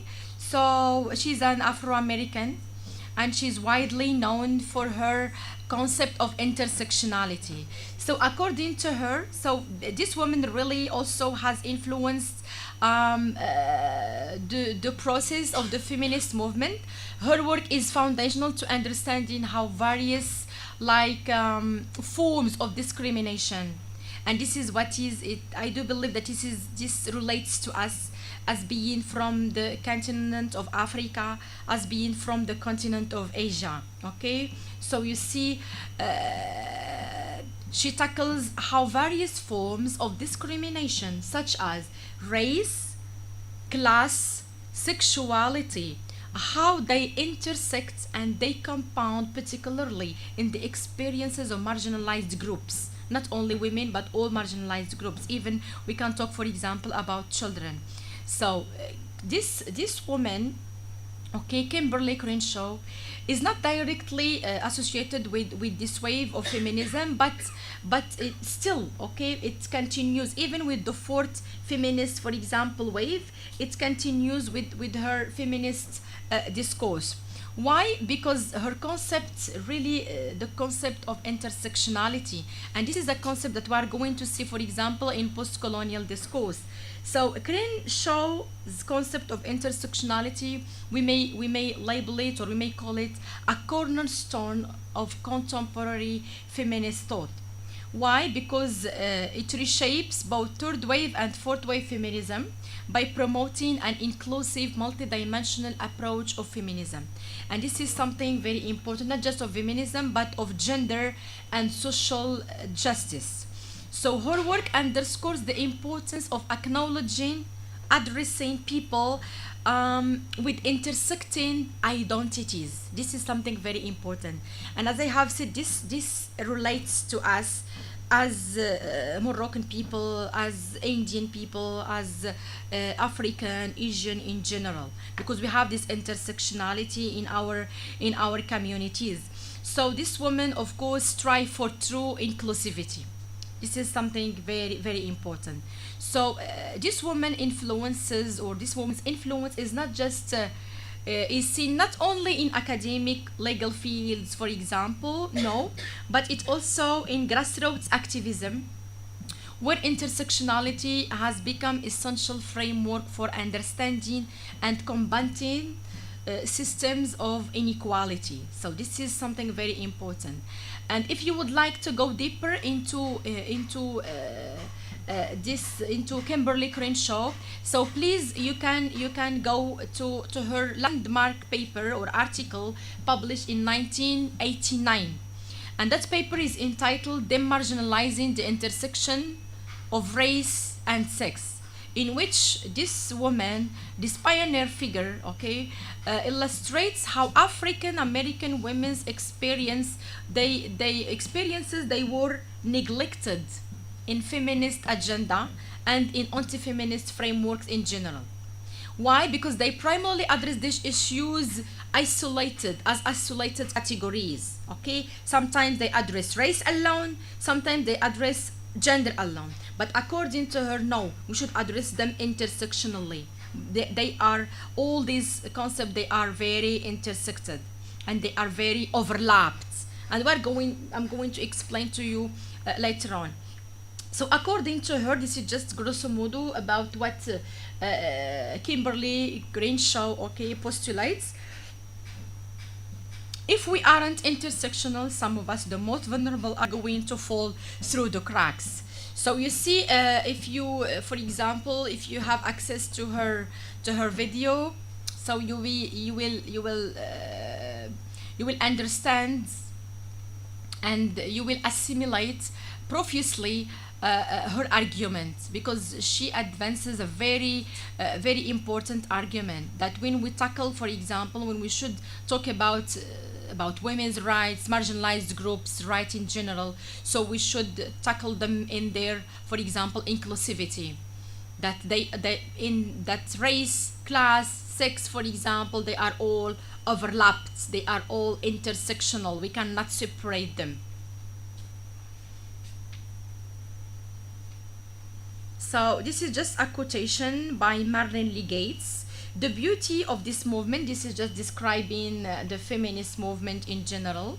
So the beauty of this movement of ours is that it is so fluid, ever moving, evolving, growing. If we devoted every page of every issue for the next 22 years to describing the many ways you are putting feminism into practice, we still wouldn't come close to covering it all. So you see here. So this movement is very fluid.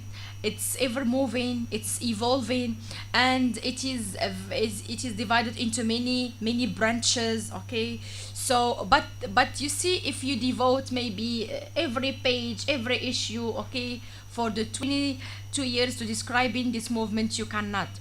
But we still of course we should try to cover, of course, all women's issues, and we should get close to each other. uh, we will a little bit here shift to something else. It's all the time feminism, but this time this feminism will be related to what we call post-colonial feminism.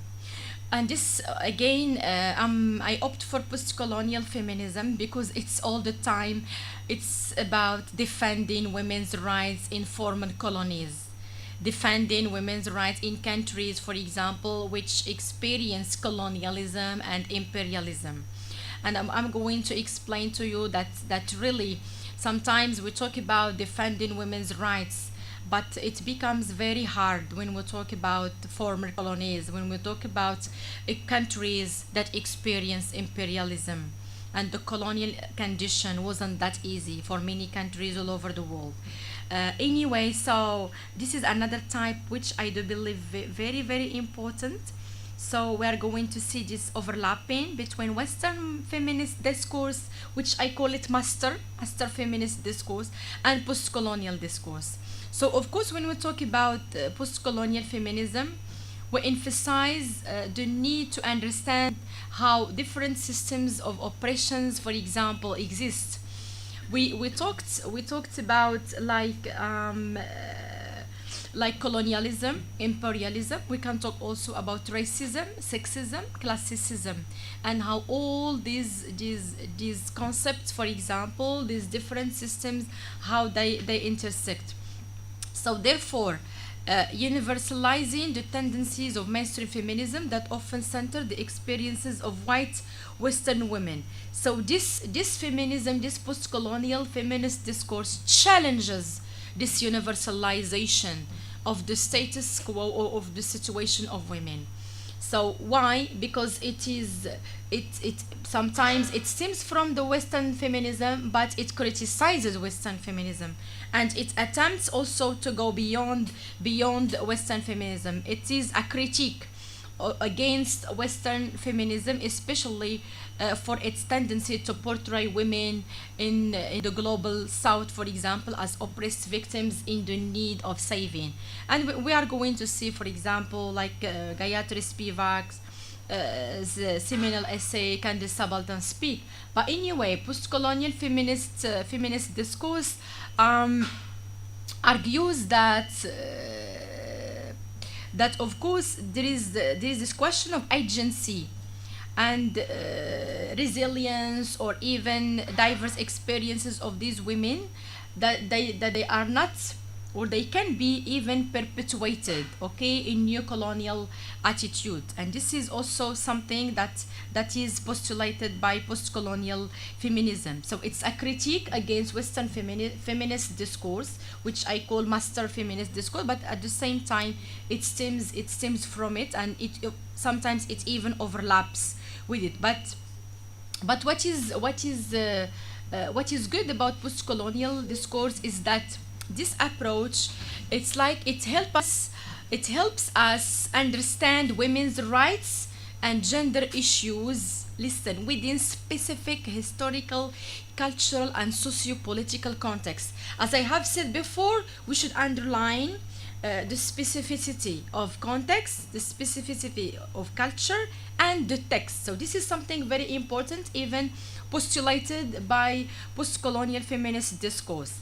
It seeks to elevate the voices of women in post-colonial societies and recognize the importance of their perspectives in discussions about gender equality. So this is the major, of course, claim postulated by post-colonial feminist discourse. We are going to see many illustrations later on and many examples. But what concerns us here is that when we talk about women, like women's rights, for example, women's liberation movement, even feminism nowadays. So we can talk like in Africa, so there is like the rise of womanism, in order not to just repeat the word feminism. So they have invented womanism.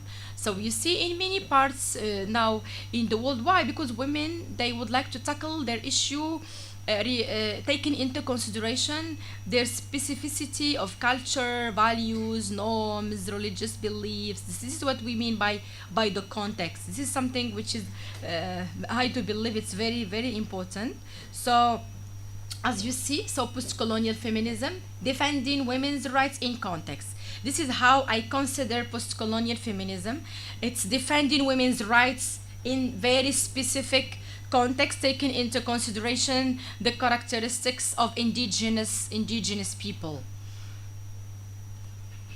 So it is an indigenous counter discourse from inside rather than outside. When we talk about post-colonial feminism, for example, we can even talk like about decolonial feminism also now in Latin America. So there is that emergence. It's the emergence of decolonial feminism. So it is also negotiating the representation of women in former colonized countries. We are going to see some examples by some very prominent figures of post-colonial feminist discourse. Also, stressing the heterogeneity of the third world women, Western feminism homogeneous discourse. So you see, as I have explained to you before, and this is something which you should pay attention to, it is very important. Why? Because if we stem from, for example, post-colonial or Western master feminist discourse, yes, it's fine. We'll learn from Western discourse, feminist discourse, a lot of things. We have learned from women's movements all over the world, a lot of things. But still in post-colonial, for example, societies, so they have, again, talking about the rights. They have the right to advocate for their situation or for their position from their own context, from their own, for example, or following their own perspectives, their own paradigms of thought. And this is why when we talk about post-colonial feminism, it is an indigenous discourse. It comes from inside, not from outside.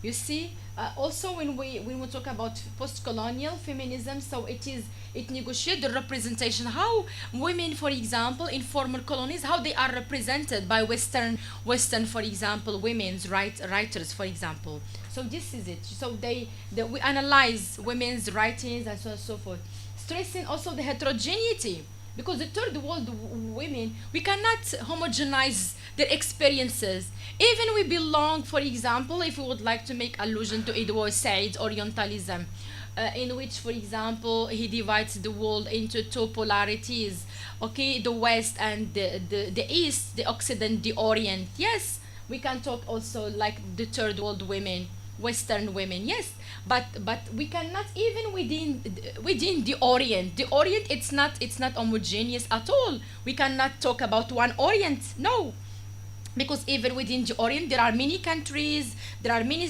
cultural specificities, many religious beliefs. The same thing with the third world women.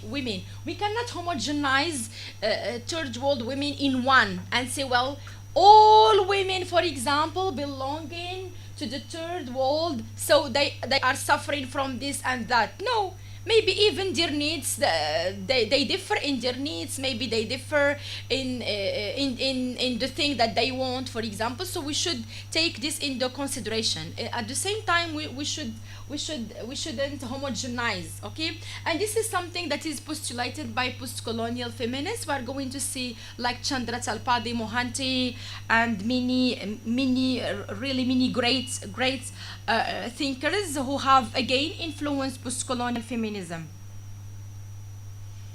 So you see here also, this is also tackled by post-colonial feminism. It's women's double colonization under colonialism and patriarchy. So as I have said, this is something also related to intersectionality. We cannot, when we talk about women like marginalization, we cannot talk about women's marginalization from one angle. No, especially talking about women home, for example, or who experience colonization and imperialism. And we know when we talk about imperialism, we talk about the atrocities of colonialism. So women are doubly victimized because of colonialism, and at the same time because of patriarchy within their communities. So you see, let alone race, let alone sex, let alone ethnic group, let alone the color of their skin, and so on and so forth. So you see to what extent this post-colonial feminism, to what extent it attempts to tackle all these issues. We are going to see major post-colonial feminists, like for example the Indian scholar Gayatri Chakravorty Spivak. I like her essay really, and I have worked a lot on her seminal essay "Can the Subaltern Speak?" So I think that she is well known, and she is really an influential post-colonial theorist and literary critic, and she is best known for her concept, the subaltern, especially the marginalized voices in society that are often silenced. And I think she talks about the Sati woman in India and how she was silenced. So for us, for example, and for many scholars, so this is a very referential article. So Spivak critiques Western intellectual practices, and of course she even explores the challenges, okay, faced by oppressed groups in articulating their experiences.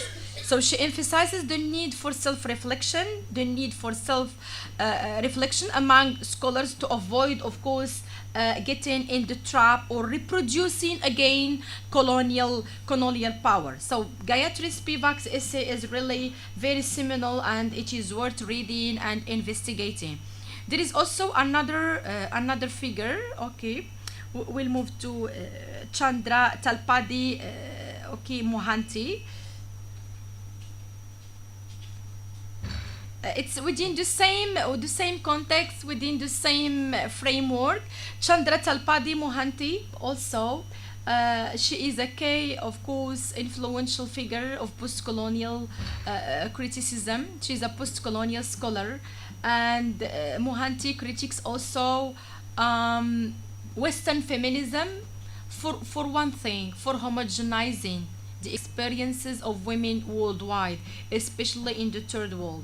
In her known essay "Under Western Eyes," if you would like to note it down, she argues against the portrayal of the third world women as universally oppressed, as universally victimized, emphasizing something which is very important, emphasizing the importance of considering cultural context, social context. So this is what I have said before. So Mohanty also advocates for transnational feminism. This is her argument, which is sensitive to diverse experiences and resists universalizing framework. So this is something which is very, very important. So I think that these two figures, of course, so they have really influenced the process or the development of post-colonial feminist discourse. Again, there is another, as you see here, another prominent figure, Audre. She is, of course, a poet. She is essayist, and of course, she is an activist. Of course, Lourdes, as Kimberly Crenshaw. Also, her work centers on this question of intersections of race, gender, sexuality. So this is grosso modo, okay, what she claims, and she's very interested in what she calls like self-care as resistance. So this is like a key word, self-care as resistance, and her powerful advocacy for embracing diversity and confronting injustice within feminist movements. And if you have read it before, so you will be very, you will know her like her very famous slogan that the master's tools will never dismantle the master's house. It means when you use the tools of the West, you will never, of course, manage, of course, to dismantle your house. It's impossible. So when you think, you should think from inside, not from outside. You should take into consideration your context, social context, your cultural context, your norms, your values, your virtues, and so on and so forth. So you see to what extent these people, for example, to what extent they have. Not just they have advocated for the rights of women, but they have like they have set up perspectives. They have set up paradigms of thought, and this is something very important. So even if you would like to advocate for women's rights, you should know how you will advocate, and this how is really postulated by those feminist figures. So we know how to defend and how to deal with the third world women, for example. How can we defend our rights as being women, but at the same time taking into consideration our specific context, for example. So we shouldn't imitate blindly what is for imported from the West, and we just imitate it blindly and import it and work with it. No, but we should. I told you many times, even while dealing with mass media, that we should even filter the information all the time, and even reading literature and so on and so forth. We should filter. Right. So you see that feminism is really too huge, too large, and it really takes or divides into many branches, but one thing which governs all these things is the woman. All these people, all these women, all these feminists, wherever they are and whenever they were before, so they have one they are worrying about one thing, is that how to set up and how to advocate for women's rights and how to guarantee all women all over the world, of course, their rights. And when they guarantee their rights, of course, they will guarantee resilience, happiness, perseverance, and welfare. So this is just some quotations taken by or said by Audre that to be more illustrative. It is a particular academic arrogance to assume any discussion of feminist theory without examining our many differences. So you see, and without a significant input from poor women, black and third world women. Differences between women should be considered and not ignored. So again, so it's the same thing that I have already emphasized. So of course, while defending women's rights, or while even writing about women's rights, we shouldn't ignore that women, they are very different. Maybe some women, they don't even suffer from poverty. Yes, some women, they don't need the right to they don't even have this idea of maybe defending this right, because they have it already, okay, innately. Maybe they have it, but other women in some areas, they are very poor, so they should galvanize, okay, to get this right. So you see the difference here. Also, we are different in color, we are different in geographical places, so we should take into consideration also the geographical place, the geographical space, while defending women. So women, they are different, but at the same time, this difference shouldn't be taken as like we should be divided. No, but you should understand this difference. It means while defending, while writing about women, we should take into consideration women's specificities, because each woman maybe needs something, okay, that another woman might not need, okay. So we see, so this is how we should take into consideration this difference. Again, theorizing gender from a post-colonial feminist perspective. So according to Spivak, we should unlearn the privilege to learn to speak to the historically muted subaltern women. The subaltern cannot speak. There is a typo here that we may rectify it later on. There is no space from which the sex subaltern subject can speak. So again, these are taken from Can the Subaltern Speak by Gayatri Spivak. So in which, of course, she talks about that women, like intellectual women, they should unlearn their privilege in order to speak on behalf of those marginalized women. Because sometimes, and this is what is very dangerous, sometimes like intellectual women, they just like militant women, sometimes they participate in many, or they organize manifestations, demonstrations, so on and so forth. This is very good, but sometimes they speak on behalf of those women. No, they don't have the right to speak on. It's like silencing those women. Okay, so each woman has a voice, and all women, they should be voiced, and they should speak, of course, their atrocities. They should speak what they feel inside, so they have a voice, so they shouldn't be silenced. So when you speak, so we should unlearn that privilege to speak on behalf of those marginalized women, so let them speak. Therefore, when Spivak claims that the subaltern cannot speak, sometimes we say, can the subaltern listen? If the subaltern cannot speak, but he or she can listen, yes. Okay, so sometimes this is a very complex issue, because this is what Spivak would like, for example, to trace, is that we should unlearn that privilege of speaking on behalf of the especially marginalized women. Okay, so this is also said by Gayatri Spivak. Clearly, if you are poor, black, female, you get it in 3 ways. It means you are victimized 3 times.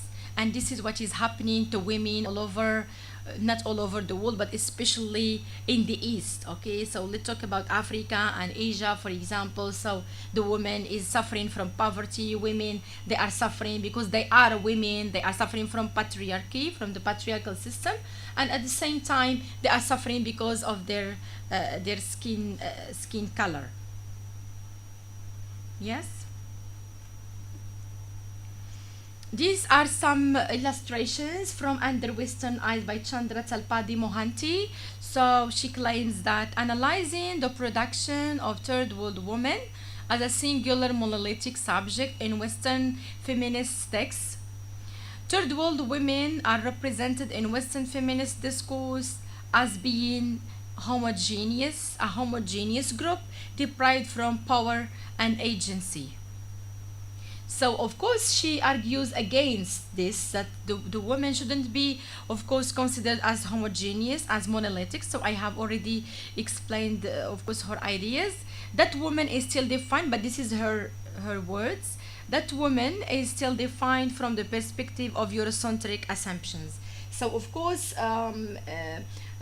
either Spivak or even Chandra Talpadi Mohanty, so all these post-colonial feminists, so of course they criticize Eurocentric paradigms of thought, Eurocentric perspectives and assumptions. And of course, what is the question that we should raise, for example, that if we criticize Western feminism, for example, or Western universal aspect of feminism, this is something very healthy, and we do appreciate it. But the problem, what is the alternative that we can provide?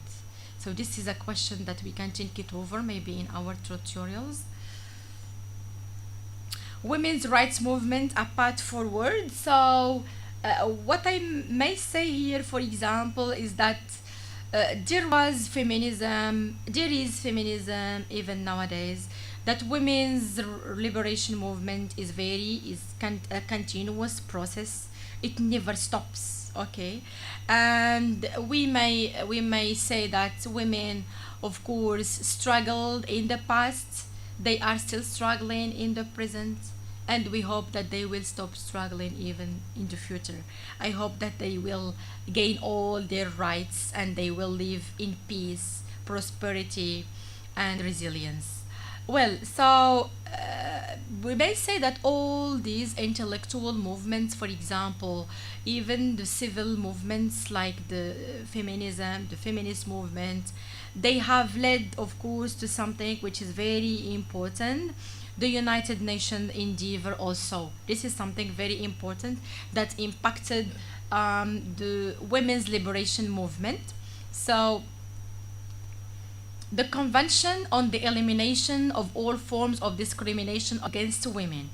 It was launched in 1979, and this is a milestone document in the history of women's rights. This is like an international bill of rights for women. Okay, the CEDAW legally binds ratifying countries to eliminate discrimination against women in all forms. It covers areas including education, employment, healthcare, family law, and more, requiring states to adopt gender equal legislation. So you see, this is something very, very important in the history of women's rights. At the same time, there is also the Beijing Declaration and Platform for Action. This is also very important, and it was thanks to the Fourth World Conference on Women in Beijing. It marked a significant moment in the global feminist movement also. This Beijing Declaration, as you see, it emerged in 1995, and it outlined 12 critical areas for women's rights, again including poverty, education, health, violence, and decision making. It set up a global agenda for gender equality. So you see, these are very important, very crucial documents that, of course, paved the way for women's rights development. United Nations Women also coordinates global global effort, like what you are going to see here, United Nations Women, and it emerged in 2010. This also consolidate and strengthen. It consolidates, of course, and it supports also the implementation of the Convention on the Elimination of All Forms of Discrimination against women. So this is also the United Nations Women. This organization or this document is also very, very crucial. We are going to see some articles to be very concrete and some examples to what extent, of course, this convention on the elimination of all forms of discrimination against women, and to see what is the most important, so what are the most important articles in it. Well, so let's we will read just. I'm focusing here on Article 1, 2, 3 because I do believe they are of paramount importance, but we can, for example, later on we can have, if we have time, we can discuss other articles. So Article 1, definition of discrimination. Discrimination against women is any distinction, exclusion, or restriction made on the basis of sex which has the effect or purpose of impairing or nullifying the recognition, enjoyment, or exercise by women, irrespective of their marital status, on the basis of equality of men and women, of human rights and fundamental freedoms in the political, economic, social, cultural, civil, and any other field. So you see, this is mentioned in the in the CEDAW. So, and I think that it's very clear that, of course, women shouldn't, of course, experience any kind of distinction, any kind of discrimination in their communities, even within their small families, or even in their nations or in their societies. Article 2 policy measures should be to be taken. Um, Governments condemn discrimination against women. So there are even like penalties, so or punishment. Condemn discrimination against women in all its forms and will work to end it. This includes abolishing all existing laws, customs, and regulations that are discriminatory. And of course, many countries all over the world they have ratified, of course, this document, and they adopted, of course, their national laws or regional laws with this universal declaration, this universal law. Article 3, guarantee of basic human rights. Governments will take all appropriate actions to ensure the advancement of women and to protect their rights on a basis of equality with men. So you see here, even for example, when we talk about human rights, sometimes we say women's rights are human rights. This is it exactly. So just to save us from all this confusion, because everything that is mentioned, and this is maybe the irony, normally everything that we saw maybe before yesterday or yesterday we saw the United Nations declarations of human rights, yes. So I think, and we have been even familiar with so many articles. So those what is mentioned in that declaration, it concerns every single person all over the world, regardless of sex, regardless of gender, regardless of ethnic group, skin color, regardless of nationality, regardless of age. Also, you see, because even the declaration, it concerns women, it concerns men, it concerns children also. But the problem is that, and as we have seen, the problem is that the declaration when it was published, or when it was, for example, declared, it didn't have the force of the law. It wasn't a legal document, okay, that should be forced on countries. So therefore, later on, in order to solve this problem, each time the United Nations, of course, invent some treaties, international institutional bodies, frameworks. Why? To just urge countries to follow, of course, what is mentioned in that declaration. And among them, we have seen many international covenants, like on civil, political rights, social, cultural rights, and so on and so forth. And now this is another convention again, okay, to just end and prohibit discrimination for 100% against women. We have also seen the CRC, okay, the Convention on the Rights of the Child. So those conventions, they are just the outcome of the United Nations Declaration of Human Rights. But the pillar, the cornerstone is that declaration. Well, as I have said before, the title of this lecture is Gender, Human Rights, and Media.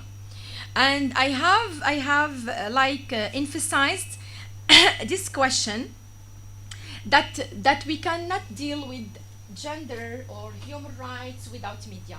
So this is a trilogy, okay, that we are going to shed light upon it.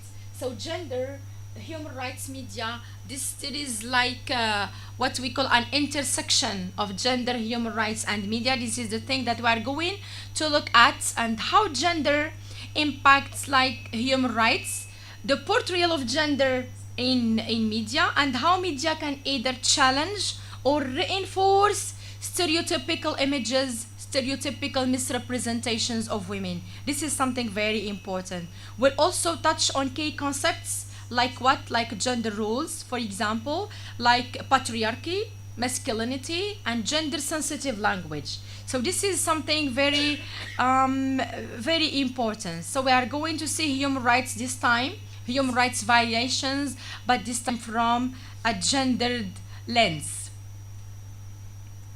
So these are the key concepts that we are going to deal with. So gender roles, it refers to or refer to society's expectations of behaviors and responsibilities based on one's gender.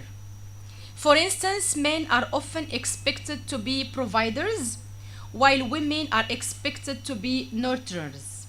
So you see, so this is gender roles, and sometimes this we just feel that sometimes there is like violations here, as we have seen before, that women all the time they are reduced to the housework, for example, but leadership, supremacy is related, or they are related to male. So this is gender roles, and sometimes even civil militants or feminists, okay, they of course they struggle in order to end those classical gender rules.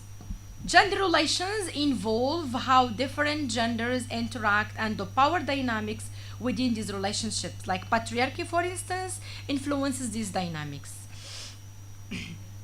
Gender identity is, what does it mean, gender identity? So here I'm just giving you some definitions in order to understand when we talk about gender rules or gender relations or gender identity, is one sense of their gender which may or may not alien and their with their biological sex.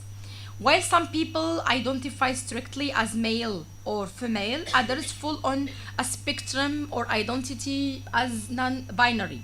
So this is what this is gender construction, the social construction of gender within our societies. Patriarchy is a system in which men hold more power and dominate in roles of leadership, moral authority, social privilege, and control. So I think that you are very familiar with patriarchy because we are living within the like the sediments of this patriarchy. Well, so masculinity traditionally implies traits like strength, competitiveness, and stoicism. But contemporary gender studies recognize that masculinity is evolving. So these are just some definitions that you may use, and even you can now you understand them. Sometimes I will be using maybe gender roles, gender identities, so that you can have, for example, an idea about these concepts.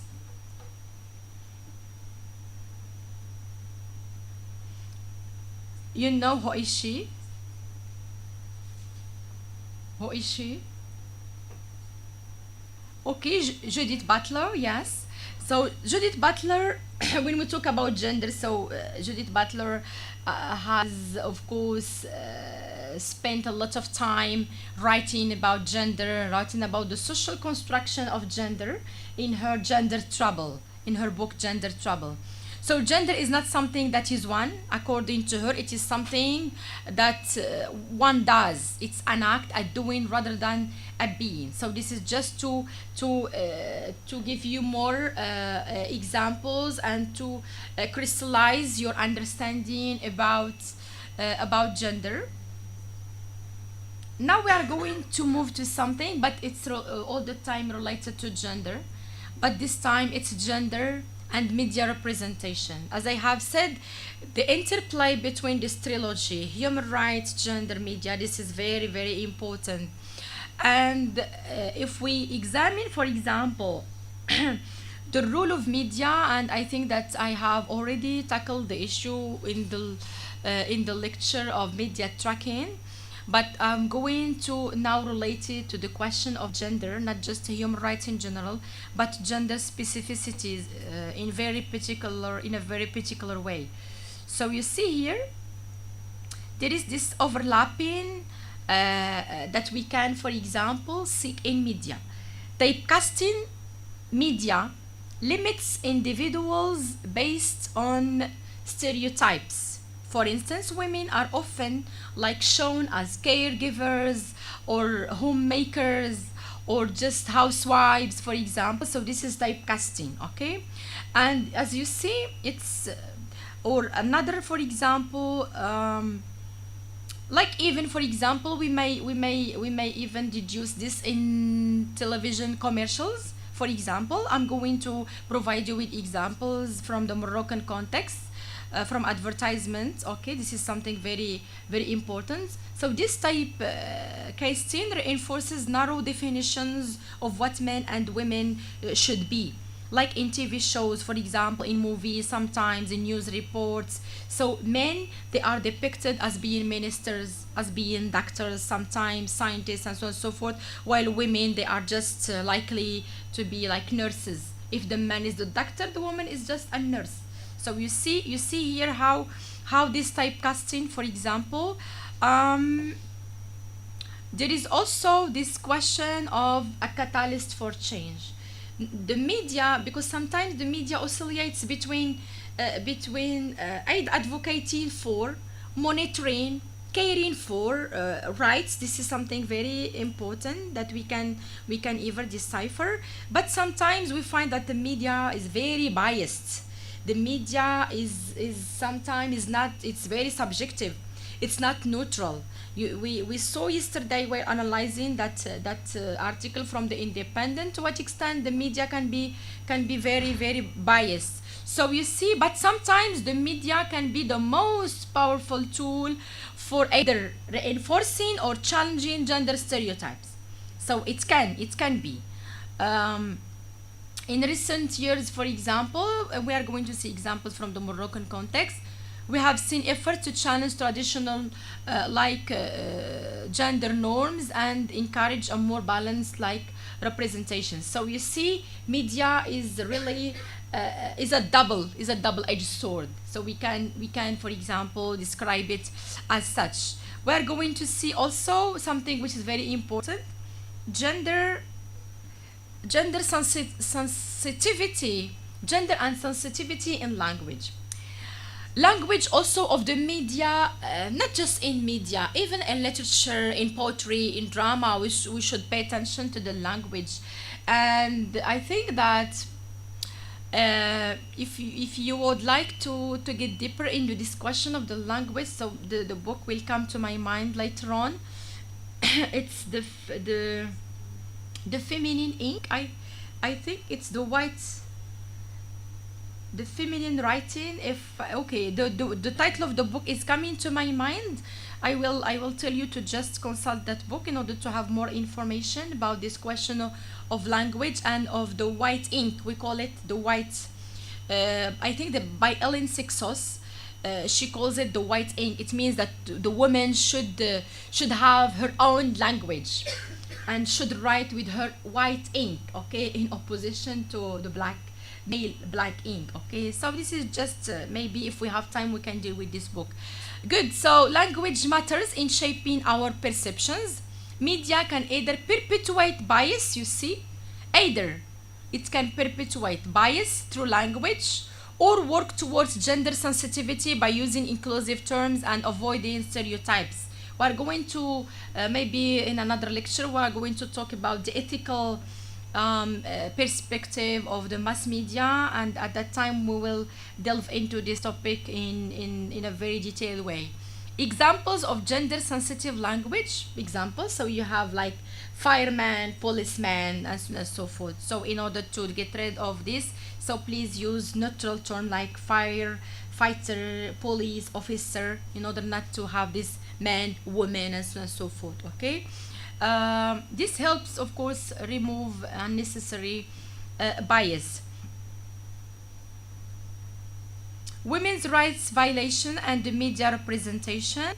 So this is we don't have access to this, but anyway I will just talk to you about that, how media, for example, sometimes it plays a very pivotal role in depicting women's rights. If you have time later on, you can copy this website in order to read to what extent media, for example, plays a very interesting role in detecting, okay, women's rights violations. Okay, so here you will find how women, of course, especially Moroccan women, how they criminalize, of course, some laws, okay, because the question of rape, for example, isn't defined, okay, in Moroccan law. Okay, so you consult the website later on and you will see how this is a national survey on violence against women in Morocco. Well, so So this is this website. If you consult this article, for example, you will find that media is a powerful tool in detecting women's violations. Okay, and it helps removing that violation. But at the same time, we have another, as I have said, media is a double-edged sword. We have another example. You see, perpetuating stereotypical images of women. So you see most of the time in advertising, in TV shows, so you see the woman is reduced to just a house, okay, but to just cooking, okay. This is the job. You see also either cooking or housework in general. So this is even a stereotypical image of the woman. It should be vice versa. Yes. This is also another thing um, of advocating for the rights of women. So you see, this article is for advocating of the rights of women, and this picture is from this article, advocating for the rights of Moroccan women, because, and you see, this picture is very symbolic. You see and even in our course books, sometimes at school when we studied, so we have all the time that my father is reading a newspaper and my mother is like cooking in the kitchen. So this is a stereotypical image, and sometimes it is all the time entrenched in our mind. So media here is sensitizing people. Media, or this article, is against this stereotypical image, and is sensitizing Moroccan people that it's not good to perpetuate such an image. And you see here the girl is learning what? Is learning that the role of the father in the house is very supreme. It's just reading. It's intellectual rule. While the mother is just housework. So later on, maybe the girl will imitate, of course, this function of the woman. Media advocating for the rights of women. So of course there are many, beside even Morocco, there are many like global organizations like Me Too movement. So the Me Too movement, say her name also. Me Too movement began in 2017. It is an example, of course, again, how social media can highlight gendered human rights, of course, violations. So sometimes the media, really, we do need it because it helps us detecting women's rights violations, especially when we talk about sexual harassment and assault. Also, there is this say her name. Also, this is another movement, okay, which is of course in the United States of America. And this phrase, say her name, it was also said by Kimberly Crenshaw. Okay, she said it in if you watch her videos, for example, and she utters many names of many militant women, and nobody knew, okay, those women. So therefore she said, she just did this hashtag, okay, say her name. So these are, of course, many global organizations, of course, that sought to defend, of course, women's rights all over the world. This is something which is very very important, globally speaking. Well, so I think that we have covered the history of women's liberation movement, and we have seen how feminism, of course, developed and contributed to the development of women's rights, and how there is that interplay, okay, between human rights, gender, and media. So this trilogy is very important to defending women's rights in general. Okay, we have also seen some very local cases from Morocco, even from post-colonial feminism. How we should, if we would like to defend our right, we should do it from inside and not from outside. Also, these are global movements that we can, for example, seek, and we can even rely on, okay, to defending women's rights. So we come to the end of our lecture. These are, of course, the references for the ones who would like, for example, to get deeper to to this question. Well, so thank you very much. So tomorrow we are going to cover other topics and other lectures. It was a very full, elaborate lecture, I guess, because I was just apprehending when ma'am will end now. I will now and see like it's 4:30, then 5, then 5:30, so continuing. Okay, ma'am. Okay then? Yes, It's done, no? yes, It's done. yes, Okay. yes. Thank you very much for attending. Thank you for your attention. See you tomorrow. Ma'am is specialized in gender studies. Yes, it's a little bit long, but because I feel very comfortable. Ma'am has also written 2 books on Yes, gender yes, studies. yes. 2 books and many articles that you can consult on Google. Just you Google my name and you will find them. Yes.